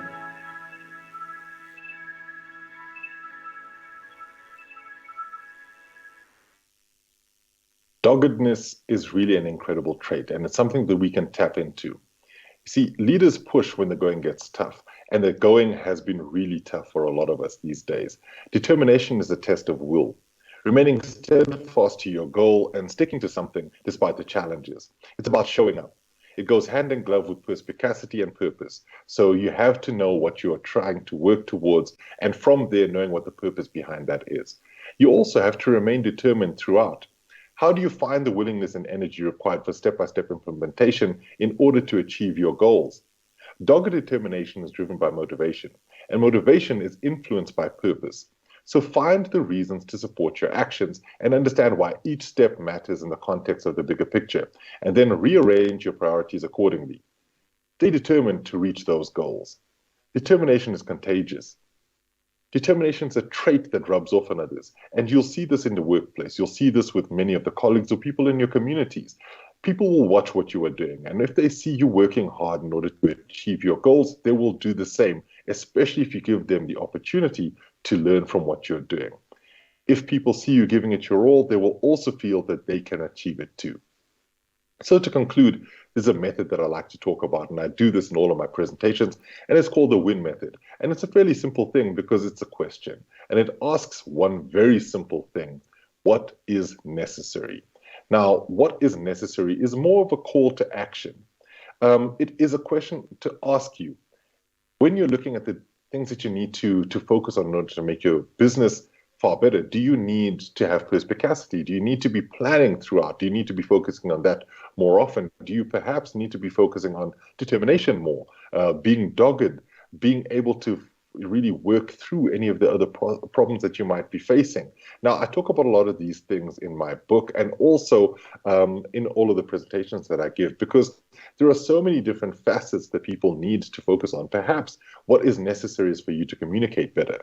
Perhaps what is necessary is for you to be able to focus on your strengths. Maybe what you need to do is to look at being more flexible, more adaptable, as we've heard earlier. So what is necessary is a call to action that I think that so many of us can really get behind, because it speaks to who we are as individuals.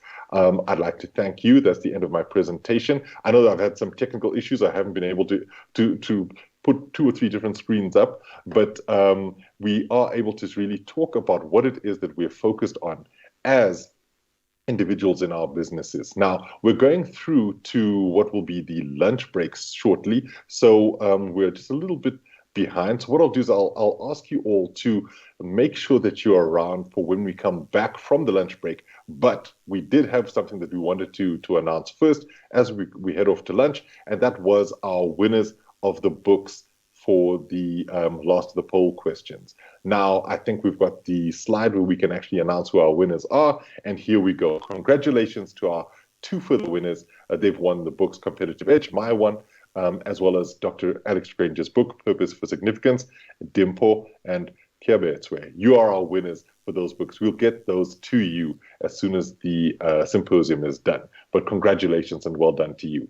Right, it is time for the lunch break. So what I will ask is for all of you to come back online at 12:30. Don't log off. Just make sure you mute your pages, and we'll see you back at 12:30 sharp. We will be starting then. So thank you, everybody, and we'll see you at the break.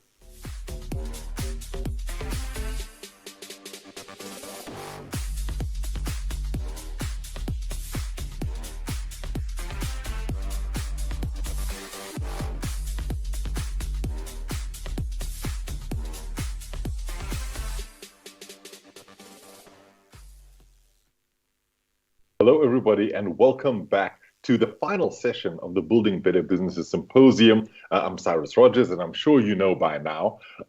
We will have quite a few things just to go through, but we've got a really great speaker lined up for you right after this. So what I want to do is just to remind you, please, to make sure you keep interacting with us on our chat function and also to ask questions. We've got 1 speaker left, so please, as many questions as possible as you can for our speaker, so that we've got all of your input in there. And remember that your questions, as well as your comments and even answering polls and stuff, have all contributed towards winning prizes. And I will explain the prize giving again a little later, so just make sure you stay tuned for that. Now, our next speaker is just an incredible individual. He was on the symposium last year.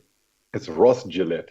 He's going to be talking to you today about some really interesting stuff with regards to, trying to build a better business for you. And his presentation will be called All You Need Is Your Cell Phone.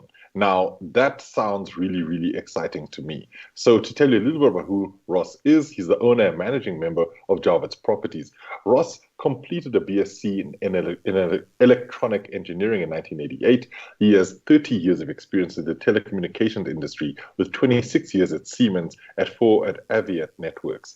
Since 2012, he's been the owner and managing director of Javits Properties Centurion, and is really doing so much more. He's part of the Rotary Club.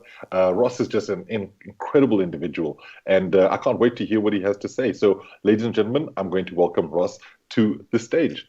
The floor is yours, Ross.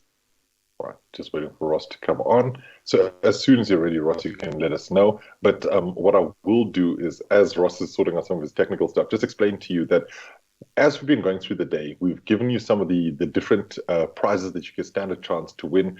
The bigger prizes do require you to have registered on the website. So you'll find on the townshipsproject.org.za all of the information that you need in order to be a member of the actual, or rather to put yourselves forward for the prizes themselves. As Ross sort of sorts everything out technically, what I can do is actually run through some of the prizes, so at least you know what the big prizes are. So you've got the Dragon's Den prize with 50,000 Rand. I've spoken about that quite a bit. 50,000 Rand is nothing to sniff at. It's a big amount of money, and it really does help, because a lot of the people who have been part of the Dragon's Den winners in the past have really seen much benefit. The title of this is inspired by the show Dragon's Den, that gives budding entrepreneurs an opportunity to pitch their business ideas to potential investors. I think we might be back online with Ross. Ross, you're available? You good? Can you hear me? Yes, I can hear you loud and clear. All right, Ross, I'll hand over to you. Yeah, I just need to make sure my screen shares. I don't know if it's doing that. Is my screen sharing? Not seeing it just yet. Okay, good day, everybody. So thank you for that introduction. I appreciate that. So to give you guys a little bit of background, yes, I've been involved in Rotary. I'm very passionate about entrepreneurship. I have been in corporate for 30 years of my life. In the corporate environment, I was a telecommunications engineer, very involved in getting telecommunications set up and trying to get into teleworking or get people into teleworking. Thanks to COVID, it's around about 20 years later and everybody's well into it. So I'm going to tell you today how to look at running your business from your cell phone. So I've heard a lot of guys talking today about various issues about your business, about CRM and branding and everything. And very often people are quite daunted by trying to do all of these things. And one of the things to bear in mind is to keep it simple. So if you're starting a business out there, you don't have a lot of money, probably, you don't have a lot of capital. So you want to keep things really simple and you want to use what you've got available. So just a little bit of history. For those of you who've heard this presentation before, I'm going to give you this history again, but it to me just highlights the way the world is changing and the things that we are seeing change in our life today. So I started in telecommunications I started with mobile communications before 1994. I was working on what was called the analog cell phone network. I heard one of the presenters talking about analog. So yes, there was an analog cell phone network. And you can see on the one side of my presentation there, a cell phone on a big platform. Well, you can see a phone on a platform. You don't know it's a cell phone with a big battery below it and a little picture of a City Golf. So that's when I started testing mobile networks. And at that time, that phone cost 16,000 Rand. And we are talking prior to 1994. And the car, the City Golf, there cost 16,000 Rand. Now, the phone could only make a voice call. I went through and researched cars again today, and I actually can't remember the name of this car, but it's from some Chinese company. The one below the City Golf, it's from some Chinese company, and it costs 150,000 Rand today. And when I searched the cheapest car in South Africa, that's the one that came up. So you compare the car that was 16,000 Rand, which was one of the cheapest on the market back then, to the car today, which is the cheapest on the market, 150,000 Rand. So you're talking almost a tenfold escalation in price. On the cell phone side, you can see the one on top, which costs 16,000 Rand, and the one below, which is a Huawei P30 Pro, which also costs 16,000 Rand. Now, yeah, we've had the same price, but probably 100-fold increase in capability. And this is where the key to success of running your small business comes in, doing things small and keeping it simple. And just to give you a little bit of hope for the motor industry, I've just put the Telsa Roadster versus the Bugatti Chiron there. You can see the bottom line and the difference in performance. So the Roadster will do 0 to 60 miles per hour, which is approximately 80 kilometers an hour in 1.9 seconds. The Bugatti Chiron, 2.4 seconds. $200,000 to $300,000, so also over 10 times difference in price. So when we started the mobile phone industry in South Africa and we went from analog to digital, we were introduced to mobile phones as a luxury device. When it hit the South African or the African shores, it changed completely from being a luxury device to being an essential device. It filled a gap in the African market. And you've heard people saying, look for the opportunities, in difficult circumstances, there are big opportunities out there. And this was an opportunity that completely blindsided us. Just to give you an idea, we had planned for 500,000 subscribers on the Vodacom network in 4 years. We hit that in the first year. So what is about your phone today that really you should be aware of and makes it useful? And phones are starting to get really stupidly expensive. I can see the latest generations of iPhones coming out at over 30,000 Rand. A lot of people don't feel them because there is a subsidy in the pricing or some way to pay for the pricing over time. but I'm going to talk a little bit more about that. But just so what we're looking at now, we're looking at high-speed connectivity, very fast processors, incredible displays with information, a great camera, with inclusion of high tech. I keep looking to see which is the best camera out there. Me and my wife have a competition between the Android and the iPhone. I'm an iPhone user, she's the Android. You know, the latest iPhone still only has a 12 megapixel camera, but it produces amazing pictures. And the reason for that is they're using algorithms and something called LiDAR. So in the phone, there is actually a laser radar sensor included in the phone. So I put there now as another point, sensors, you know, look at what your phone has got and what you can do for it. Plenty of storage space. Some of the new phones are coming out with 1 terabyte of memory, and the iPads or tablets as well. Access to applications. So I put a little line at the bottom there, and that's probably a little bit old now. 3 million apps on Google Play Store. You know, pretty much there is an app for whatever you need out there. Really everything is available. When you're using so much on your cell phone, and I've just really become aware of how much I use my cell phone in preparing for this presentation again, secured, it's your life, look after it. You know, this really becomes a key to a lot of things in your world. You really need to care for it and be very careful of it. One of the key issues is efficient battery life. You know, like at one stage, people are looking at long battery life. Today, with all this functionality, if you can get it to run a full day, recharge it overnight, I think that's pretty much what you need. And I've put at the bottom there kind of as a joke, the last feature on the cell phone actually is for it to make voice calls, because today I can see that people hardly use the phone to make voice calls. They're doing WhatsApp, they're sending voice notes, they're doing all sorts of other things with the phone. So yeah, voice calls are a kind of a sideline of cell phones today and not really the core of the cell phone. So what are we going to look at? We're going to look at key business activities, how you can use your cell phone in these key business activities. So we're going to talk about managing your business. We're going to talk about communicating. We're going to talk about productivity. And we're going to talk about high-tech options. Okay, and lastly, I need to cover something called cybersecurity. This is becoming ever increasingly important, and if you're on an Android device, more so than on an Apple device. Okay, so business tool storage.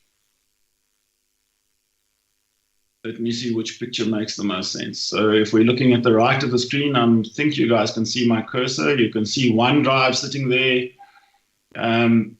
You've got iCloud, you've got Google Drive, you've got Dropbox, you've got many different ways of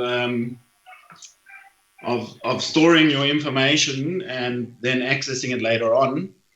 So you can do this online and have your business anywhere you are. In fact, I've taken my whole business offline, and I do most of my stuff remotely.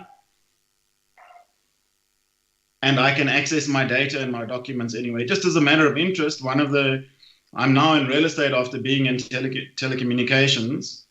And about 6 months ago, my staff challenged me and we took our leases offline.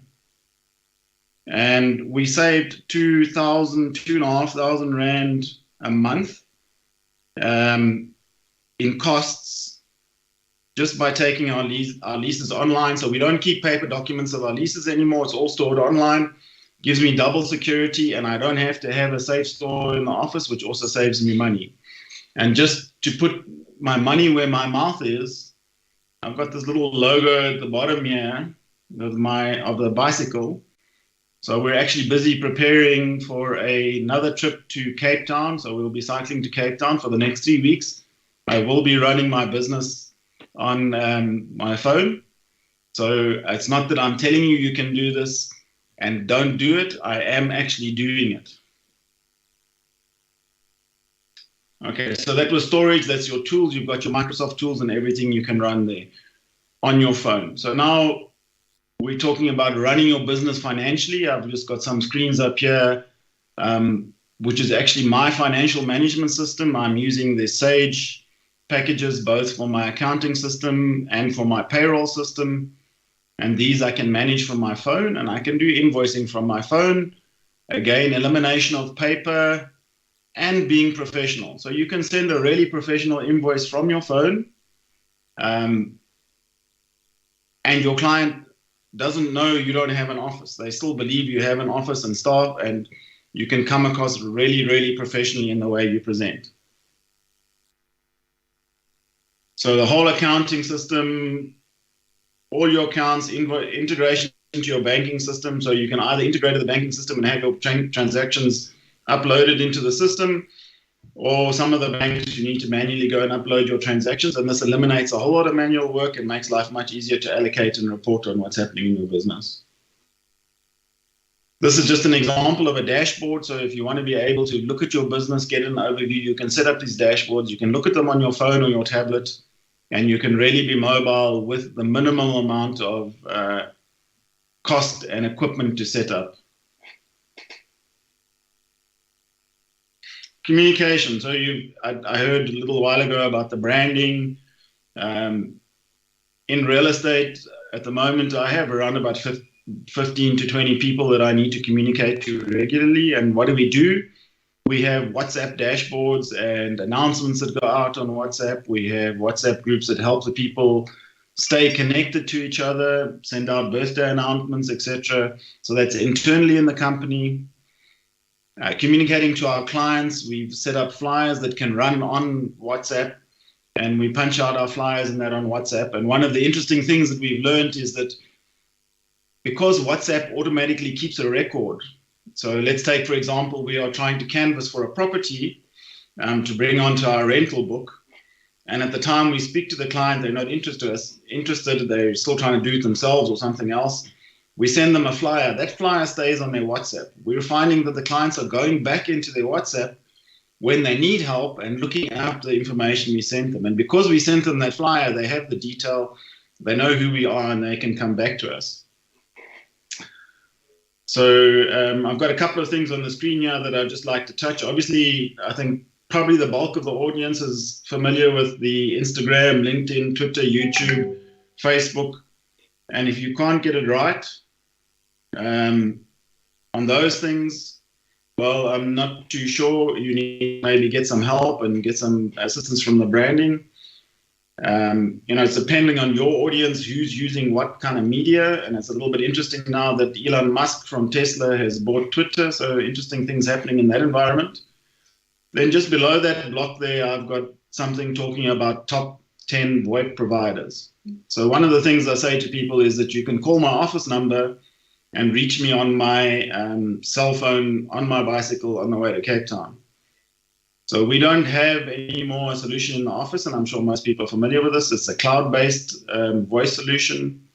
The one we use is called Euphoria. It's a South African design solution, excellent solution. Gives you really a lot of options, even for call centers, managing your calls, tracking your calls, and seeing what's going on. A very powerful tool to have. And it cut my call costs to approximately a third of what they were. Then in the middle of the screen there, I just have a shot that I was chatting to the family last night. And I just thought this was really a nice picture to bring up and put to the audience. So there in the middle of the screen in the black, we have a WhatsApp call running. So running on data, very low cost. We can see all the people involved, very, very easy to set up. So if you're running a small office and you've got 5 or 6 people and you need to communicate or have a meeting, this is a very, very viable way of doing that and having that meeting. It does take training, it does take structure, and it does take discipline to get yourself set up to run this way. You can't just fall into it and expect it to work. During lockdown, I was involved in some tribunal cases where we were being challenged by tenants and having essentially court cases at the Rentals Tribunal Centurion, and they failed because the people were not prepared, didn't have the documents sent out. So yes, this is a viable solution. It works really well. It does require discipline and preparation to set it up. Just, I don't think there's anything else particularly I want to mention on that screen. Just on the left-hand side here, I'm sorry, on the right-hand side, whichever way around, there's a little thing here called Groundwire. Just for information, that's a specific app that actually runs as a telephone, as a VoIP telephone on your phone. So your incoming calls would come in like it's the fixed line on this application on your phone, similar to WhatsApp. Okay. So I'm running at quite a pace, given that we have 10 minutes and I don't really want to overshoot my time. So we go into specialized apps and productivity apps. So in your industry, you may need things that in your particular line of work that work for you. I can show you here some that work for me. So obviously Dr. Google or Professor Google, whatever you want to call it, solves a lot of problems for me. So people will come to me and say, well, how do I do this? Or how do I set up that on Microsoft? I just quickly Google it. I've got the Google Map here. So I'm not sure what people used to do for getting to places. And I can remember some years ago, my wife was working for Bosch Automotive, and she was traveling the northern part of sort of in the northern province, in Mpumalanga, etc., going to visit clients and seeing what their needs were. And at that time, I bought her a Garmin device so she could work out where her clients were. And she told me I was ridiculous at the time she bought it. At the time I bought it, and she wasn't going to use it. And 2 years later, the device broke down, and she came and complained to me that she couldn't find her clients anymore because all her addresses were stored there. Well, today you've got Google for free pretty much on your phone. And I can tell you that being on the bicycle, it also does topographic maps and is a really, really powerful tool for free, where we were paying thousands of rands to have this kind of routing and capability in the past. Then in the center of the screen here, I have some tools that are very specific to the property industry. So P24, it's a property advertising platform. This is an application that allows me to get onto it, and I can see some of my agent statistics on it. But for a person out there, what you can actually do is you can load this on your phone, and if you're looking for a property and you're driving around in an area, you can actually go on that application and it'll show you what properties are for sale in the area you're actually in. I have a tool here called Lightstone. This allows me to identify deeds of properties. Similarly, in the area I'm driving in, I can see what's going on. I can see what properties are there and who they're registered to. This little button here, the green one called Uber, which is not Uber. This is a platform provided by a bond originating company. It allows me to calculate all the costs and issues around registering a bond and the transfer costs of a property. The application below that, PayProp, that is a previous rental platform I was using. It is the landlord application. It allows me to track my properties and see what payments are being made to me every month. Just put up here, so the set of health applications that I'm kind of using at the moment. I have my insurance through Discovery, and we have a lot of things running on Discovery, but it gives me a lot of information and other tools to use as well. So very, very useful. And then I've got the set of traveling tools. I'm going to come back to this wallet a little bit later on, but okay, we haven't been traveling much because of COVID, but the tools are actually there. So you've got your Uber, you've got your British Airways, Kulula, so you can go and book and manage flights directly on your cell phone. Also a very powerful capability.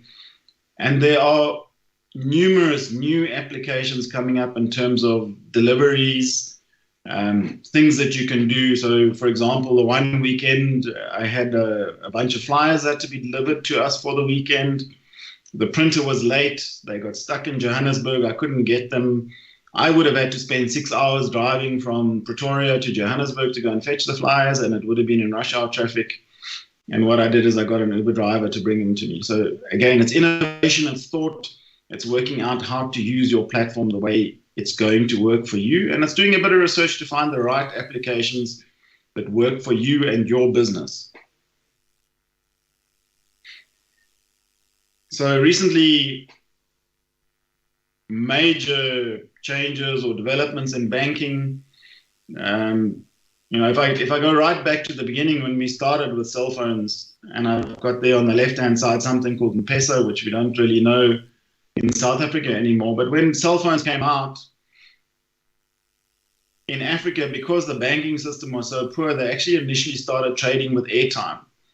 So they actually started using airtime as a currency, and later on, they came out and developed this M-Pesa, which was a way of transferring money through the cell phone network. It never really took place in South Africa because we have banking laws, etc., in place which prevent it from happening. But today we have a huge amount of things that are happening on the phones that allow you to make payments from the phones, run your banking from your phone.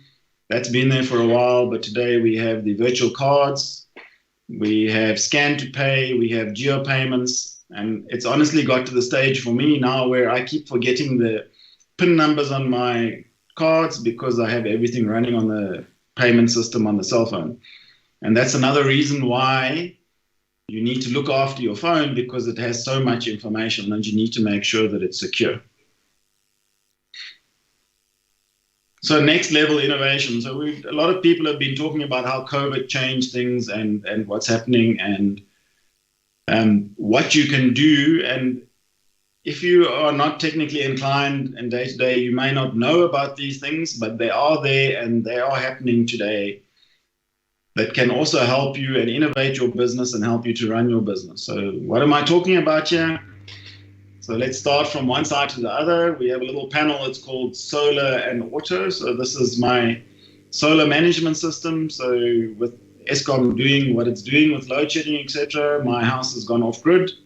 I have a solar system in the house, and this little application here allows me to see what's going on with my solar power generation and how my power is being managed.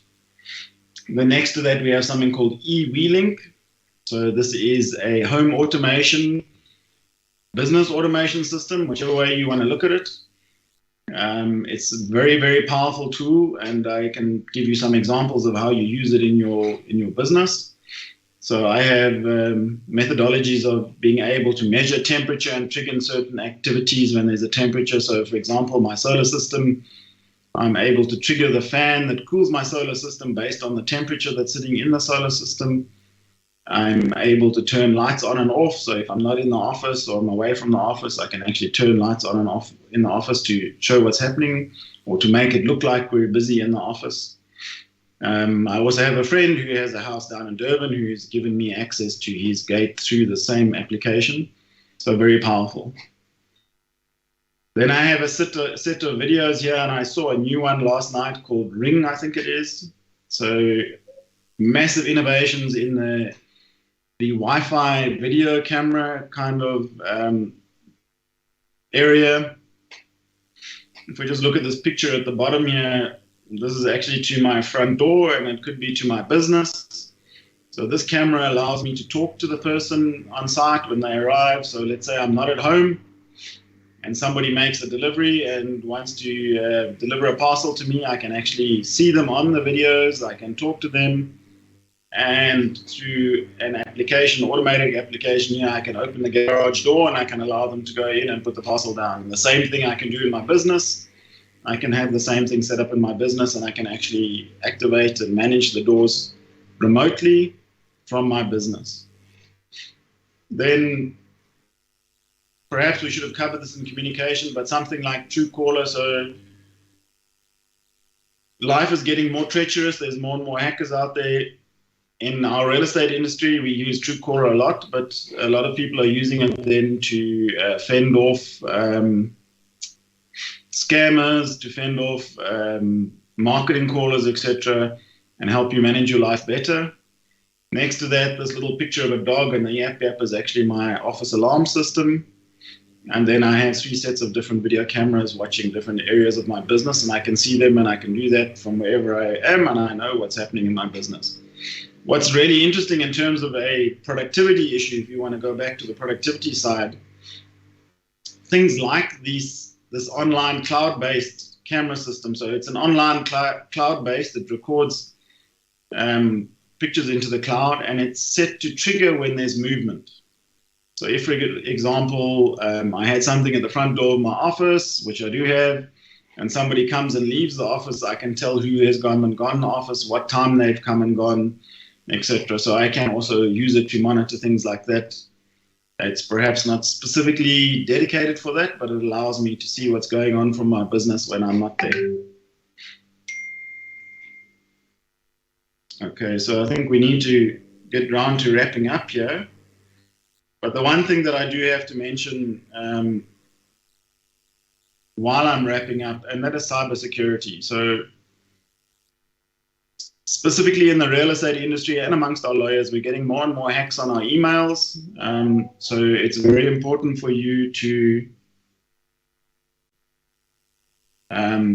be able to manage your email, make sure your email is secure. So we use Microsoft Exchange Server 365. So we actually do not store mails on the computers.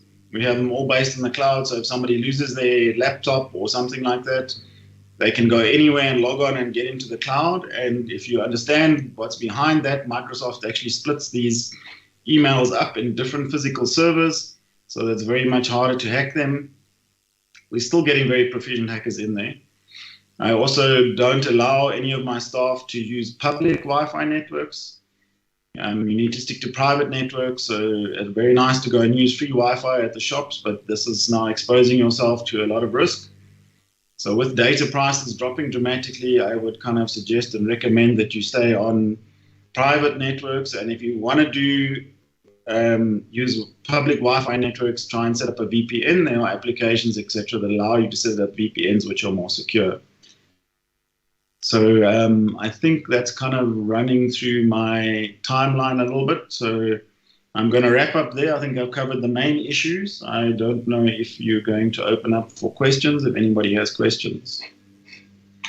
Yes, I will ask some questions now. Thank you so much, Ross. They're a great presentation. And I think what's really amazing about what you're talking about is, for some of us who are a little older, who've also seen the evolution of the cell phone and its use, you start to forget in a way how much we do on our phones and how everything is geared towards working that way. So I'll start by asking a question specifically, and then I'll see if any more come through into the question chat.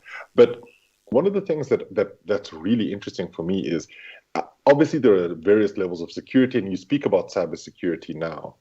Should people be focused on that primarily, especially if we're doing things like banking and our business activities on our phones? Because it can be quite nerve-wracking thinking about the fact that, every single bit of you exists on your phone.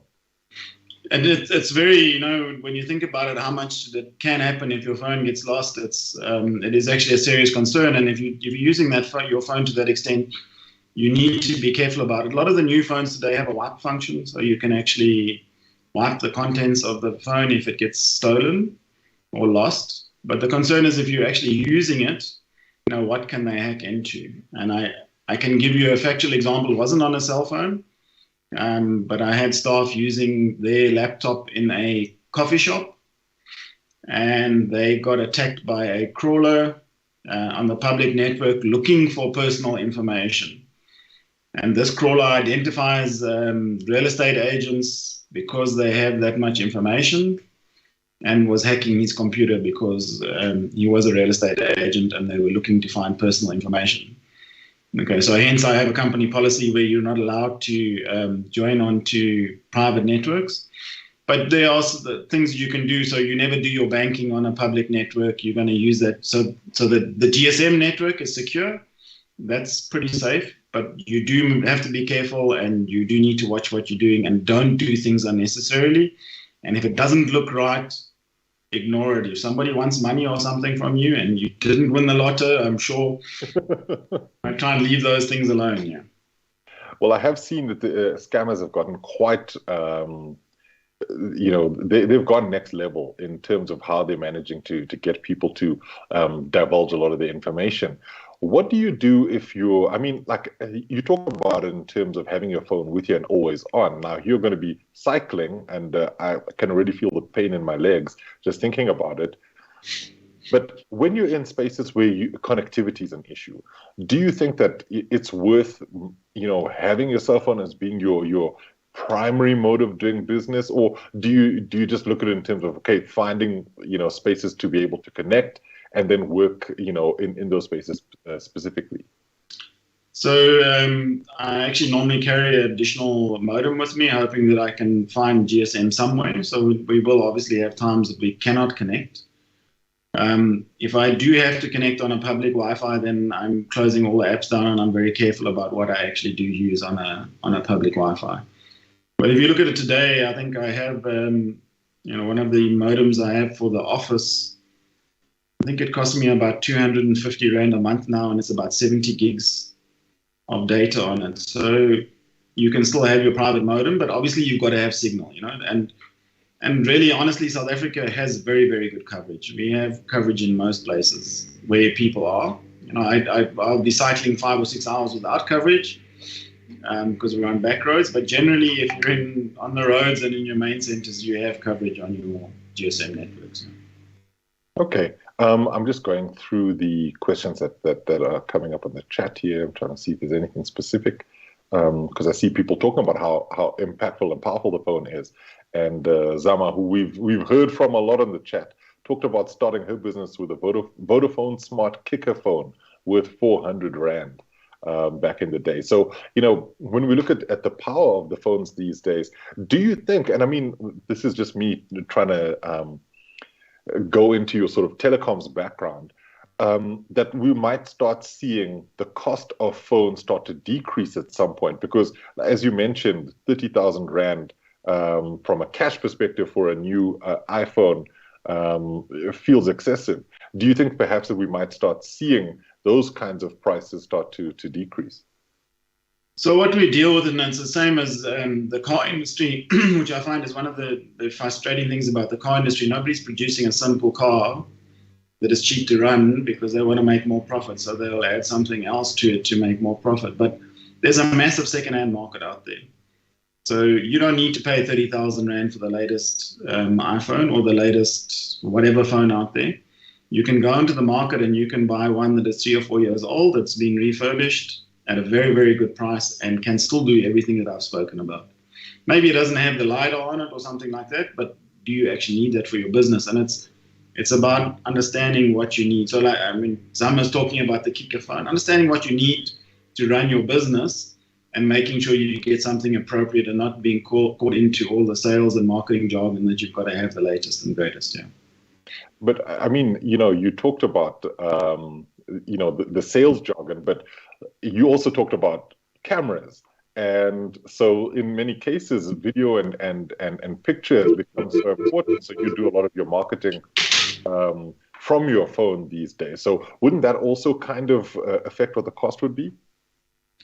Yes, so I mean that's exactly the problem is that we're going out to try and get the best camera on your cell phone, which is not meant to be a camera, and that's where you have to draw the line. What do I actually need for my business? So from a real estate point of view, about 3 or 4 years ago, we were still saying you have to have a physical camera to take pictures. I then made the decision when the camera started going to kind of like 13, 14 megapixels that we didn't need to do that anymore because the phones were actually good enough. And my wife, who actually drives the photographic side of the business, and she got the Huawei P30 Pro, which I think has a 48 megapixel camera and 4 different lenses. She stopped using a camera. So she saved for herself a huge amount of time and having to carry around an expensive camera device, which is another device which could get stolen. So there was a reason for that. If I'm not going to do that, and I don't need that, then I can have a cheaper device. But I am using my camera for scanning documents. I'm using my camera for taking pictures of IDs when I need to identify a client. So there are other material important functions that I do use the camera for. You. Okay, perfect. All right, thank you so much, Ross. I think that's all the questions that we have for you today. Thank you for the presentation. It was really eye-opening and fantastic. So I hope you have a great rest of your day. Thanks. You too, and enjoy the rest of the seminar. Now, will do. All right, everybody. So that was Ross Gillette. He talked to us about all you need is your cell phone. And really, it is true. At this point, you can run pretty much most of your business activities through your phone and do things very successfully that way. What we've got next is a word from a lot of our partners. We want you to just sit back and hear what our partners have to say. #MyPeli Magazine is a monthly high-end lifestyle magazine for a new class of vibrant youth, middle-aged women, and men alike. Although established in Atteridgeville, which is a township west of Pretoria, and better known to its inhabitants as Pelindaba, MyPeli Mag is a magazine for people all over South Africa. The magazine highlights and embraces the essence of not only Atteridgeville, but many interesting parts of the country as well.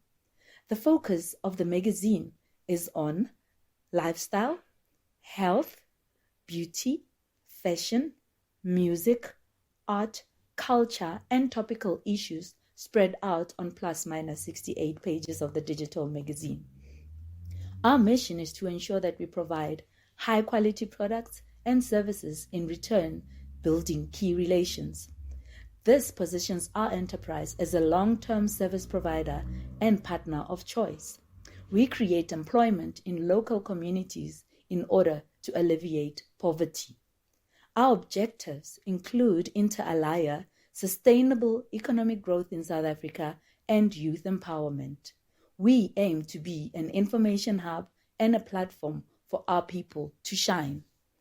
Some of the services that we provide include website development and hosting, magazine editorials, content development for both social media as well as website, including digital campaigning. For more information, you can visit us on our social media pages or contact our executive editor on boniswama@gmail.com. Having a baby is one of life's greatest gifts, and as a parent, you want only the best for your little one. Pure B understands this, and that's why we formulated Pure B Baby Care Ointment, perfect for the relief of eczema, heat rash, burns, rash, sores, and ringworms, all in one container. Call 081-774-5138 to order your Pure B Baby Care Ointment and give your baby only the best. Salah Beauty Bar, a mobile beauty bar based in Johannesburg, South Africa. To our amazing winners, we're offering 500 rands worth of beauty treatment, which includes a full makeup face beat for any event, and our lovely lash packages. We're wishing you all the best. Good luck!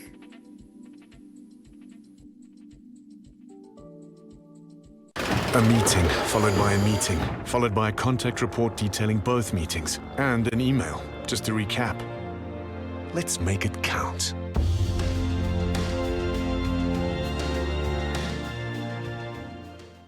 "14-hour days, dinner at your desk. Oh, and 3 hours still remaining on that upload. Let's make it count."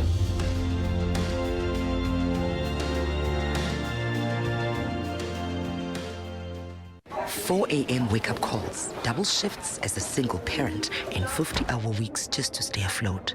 Let's make it count."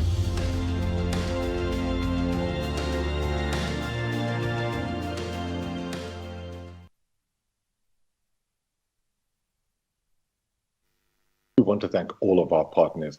All of these videos show us exactly who it is that we've been working with, and also just show us exactly who you need to be working with as well. In fact, we've had our competitions that I've been talking about pretty much all the way through the last few days. And what I'd like to do is just to run you through what you need to do in order to make sure you win some of the big prizes. Now, we've had our poll competition winners announced, and congratulations to all of you. You'll be receiving your book prizes soon. But let's go through what we are expecting as prizes. So you've got the Dragon's Den prize worth 50,000 Rand. And that's a really, really great one. Then from there, you've got the Best Response to COVID-19 prize worth 15,000 Rand. And then the Most Innovative Business Idea prize also worth 15,000 Rand. And the Best Business Growth prize worth 15,000 Rand. The Dragon's Den prize is an opportunity to pitch your business to potential investors, and that could be really, really worthwhile. And we heard from one of our winners before. The best response to COVID-19, the prize is about a small business that has shown great resilience and strides during the pandemic. The most innovative business idea award, or rather prize, will be awarded to a small business that has brought creative and exemplary business ideas to life. And then the best business growth prize will go to an outstanding small business that has consistently shown exceptional growth and development. And the reason why we bring all of that up is because we want you to win. And in order to do that, the entrepreneurs, obviously you had to have been part of the symposium yesterday and today and attend both days, interact with us. You've done that. I see many of you have. And then you also have to enter using your email. So entries will be submitted via email. The email address to use is info@thetownshipsproject.org.za. I'll give you that again, info@thetownshipsproject.org.za.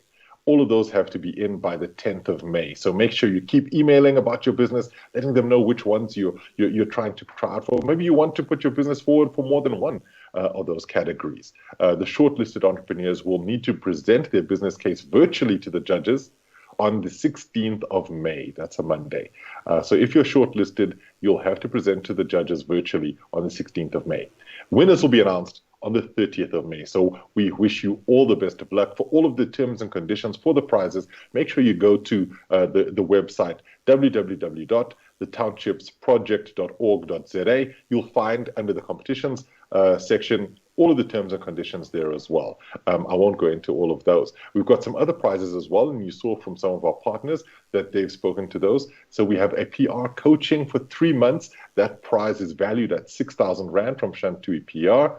We've got the magazine ad design, full-page advertorial, social media, and business feature worth 5,200 Rand from #MyPelly Magazine.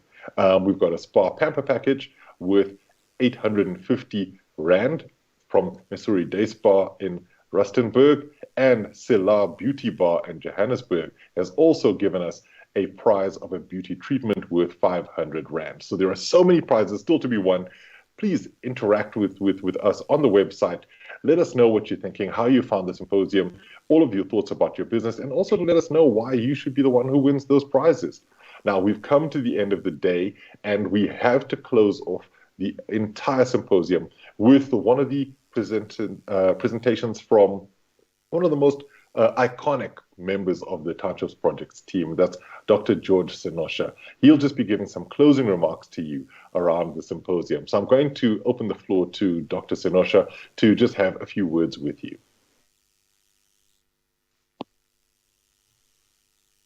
Can't we continue? It would be fun, wouldn't it? But we have all good things come to an end. Thank you very much for this opportunity, Saras. And I would like to thank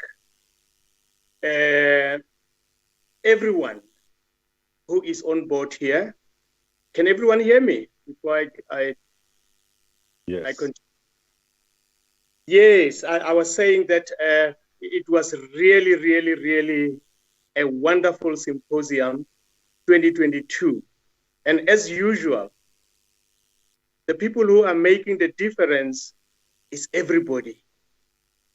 No one is less special than the other.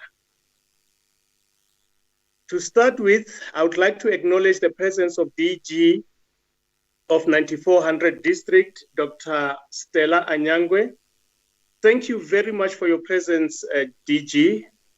We know that you haven't been well, but your resilience is amazing. Thank you very much. To the board members of the Townships Projects, South Africa and Canada, thank you very, very much for the sterling work and for sleepless nights.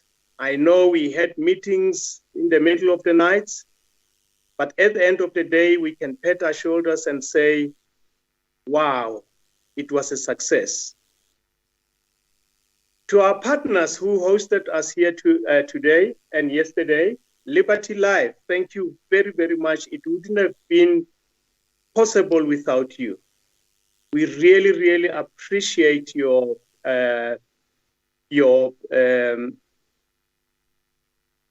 participation, everything that you offered, we will always, always cherish you. And wherever we go, your name and your flag will be waved in the air. Well, I asked myself, why did we choose the date, the 5th and the 6th? Those of you who grew from the township, there's a gambling game called Dice. And if you throw down 5 and 6, they call it kipop. So this is a pop. This symposium was a pop. Pop means that the winner takes all. And this symposium, the attendees, everyone is the winner here today. And thank you very much. And Cyrus, I heard that there's a competition. And my wish for that competition is that everyone wins. It will depend who comes on top.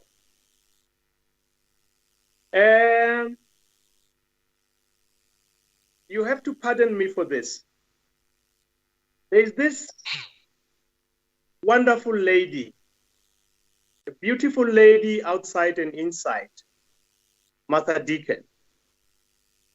Without you, there is no the township projects. Without you, we were not going to be gathering here yesterday and today. What you have done, it's really, really appreciated, not only by myself or the plenary in this symposium, but Africa as a whole. For that, I think with the power vested in me, Martha, please pardon me again for this. You know, in the African culture, because your heart has been stolen in Africa or by Africa,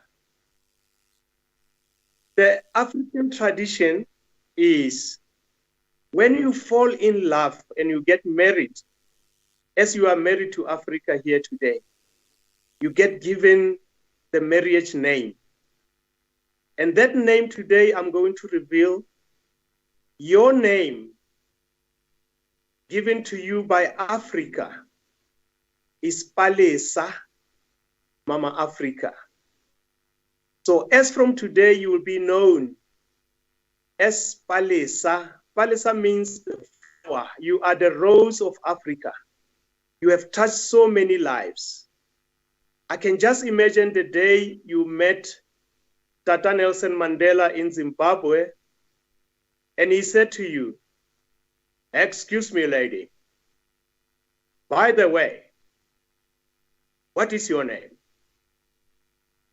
And you said, "Martha." And he said, "Martha who?"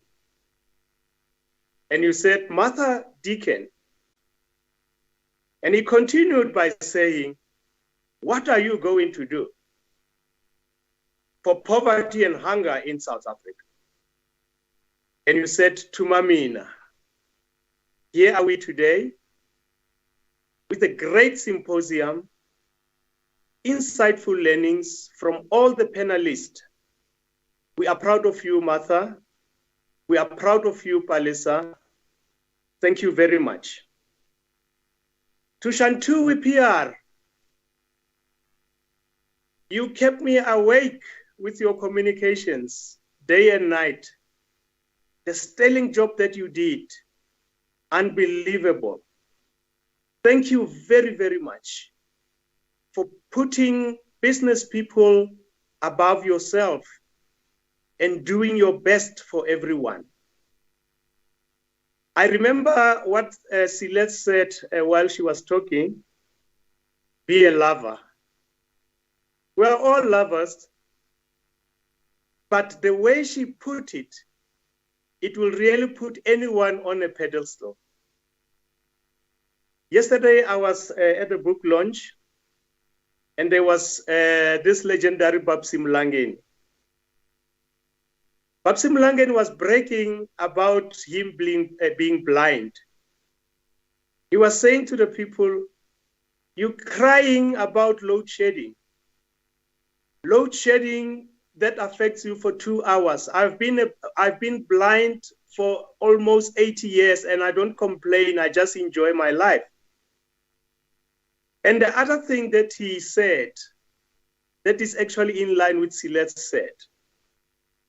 He said, normally blind people are not being taken serious. But I bet you, many of you got my name from their parents. Because every time they send you to find something and you can't find that, they say you are Babsi. So everyone is like Babsi. Fast forward, another inspirational story. Never estimate children. There's this young little child called Kiabetsu Temani. From the age of 10 months, she's been crying to be amongst the humanitarians. 2 weeks ago, last year, she cried to be the little model. And she won Little Model Earth, second princess, and Little Miss Nations, second princess. This year, she went to Zanzibar. She's 7 this year. And she won Little Model Earth. And now what she wants to do, she wants to teach people about the earth. She wants to go around cleaning the townships and teaching people about being in the clean environment. The inspiration that you can draw from children is unbelievable. Don't underestimate them. To the recipients of the Townships Project last year, we honor you and we value your presence here today. Without you, again, we were not going to give a living example of what the Township Project can do for people. Thank you very, very much.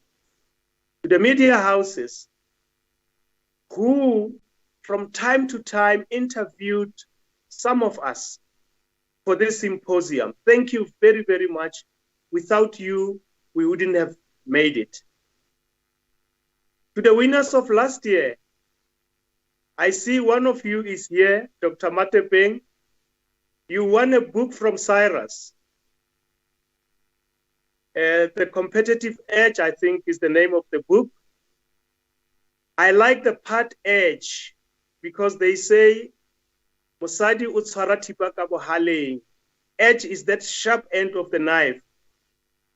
So, with that notion, let's embrace that notion of, let's grab the edge of that competitive edge and go and make our businesses a success. Coming to the business people, you can remember when we started yesterday, you all show me a video clip where I spoke about service, that you must never underestimate how you can destroy your business because of service. And secondly, be socially responsible as well. You've heard that. Good deeds make for good business. That's what we call emotional marketing. People will protect you. People will be loyal to you. Never be big-headed. Humble yourself at all times. Just eat that humble pie. It's a nice pie because it brings something in your bank. To all the sponsors, you know, I've learned so much from you. And this is exactly what I just said now. Good deeds make for good business. You just bought that loyalty from everyone. Every time I want to go to a spa now, or someone asks me, where can I go for a nice massage? I'm going to tell them, the Stella Beauty Bar, and the Rustenburg Beauty Bar. And if someone is looking for online marketing, I will refer them to Celeste, etc., etc. So thank you very much for being part of this, but don't forget that while you conduct your businesses, COVID is still in our midst. Protect yourself and the people around you and your customers. What are we going to do beyond this? 365 days, we must be singing this song of the township projects, visit one another, and see how well we are progressing. It's a good thing to do. Encourage one another. As Martha said, let one mentor one. If you can mentor one amongst this group who are here, or anyone at your disposal, please do so. And remember that time is money, and money must be valued. We value your time that you gave here today, and yesterday, and tomorrow, and forever. Thank you very, very much. I really, really, really appreciate you. And lastly, we are having Discon in Bella Bella, the Rotary Discon. I know many of you might not be Rotarians, but as you know, Wombats is my hometown, Bella Bella is my hometown. It's a therapeutic town. Make yourself a favor, avail yourself. My telephone number is 066 218 6783. For any inquiries, please call me and I'll give you all the details to register and be our guest. We will be having international guests from all over the world and Africa to come and honor Africa and Martha Deacon with a new name, Palesa. Thank you very much. All the best. Greetings to your families. We love you all. Cheers. Thank you so much, Dr. Senosha. What an incredible, incredible moment. And I think that your message really is so important. So we'd like to thank everybody for being here. We'd like to thank you specifically for having such a great closing remarks for us. And I think if anything, we can always learn from your wisdom to know that the thing that is best for people is to be the best selves. And we might even just follow up with your invitation to Bella Bella. So thank you. Thank you very much. All right. Thank you to everybody who's been attending the symposium over the last couple of days. It's been an incredible experience with you. Just to remind you that anything you need to know about the competitions, you can find on the website, thetownshipsproject.org.za. You don't have to fill in any forms. Everything will be available to you via the email, so you can just email them, give your entries, and you'll get some feedback from there. But it's been an incredible experience. I hope you've had as much fun as I have and have enjoyed all of the information that's been given through to you from all of us behind the scenes to all of our partners. Thank you very much. Have a great weekend and enjoy the rest of the year.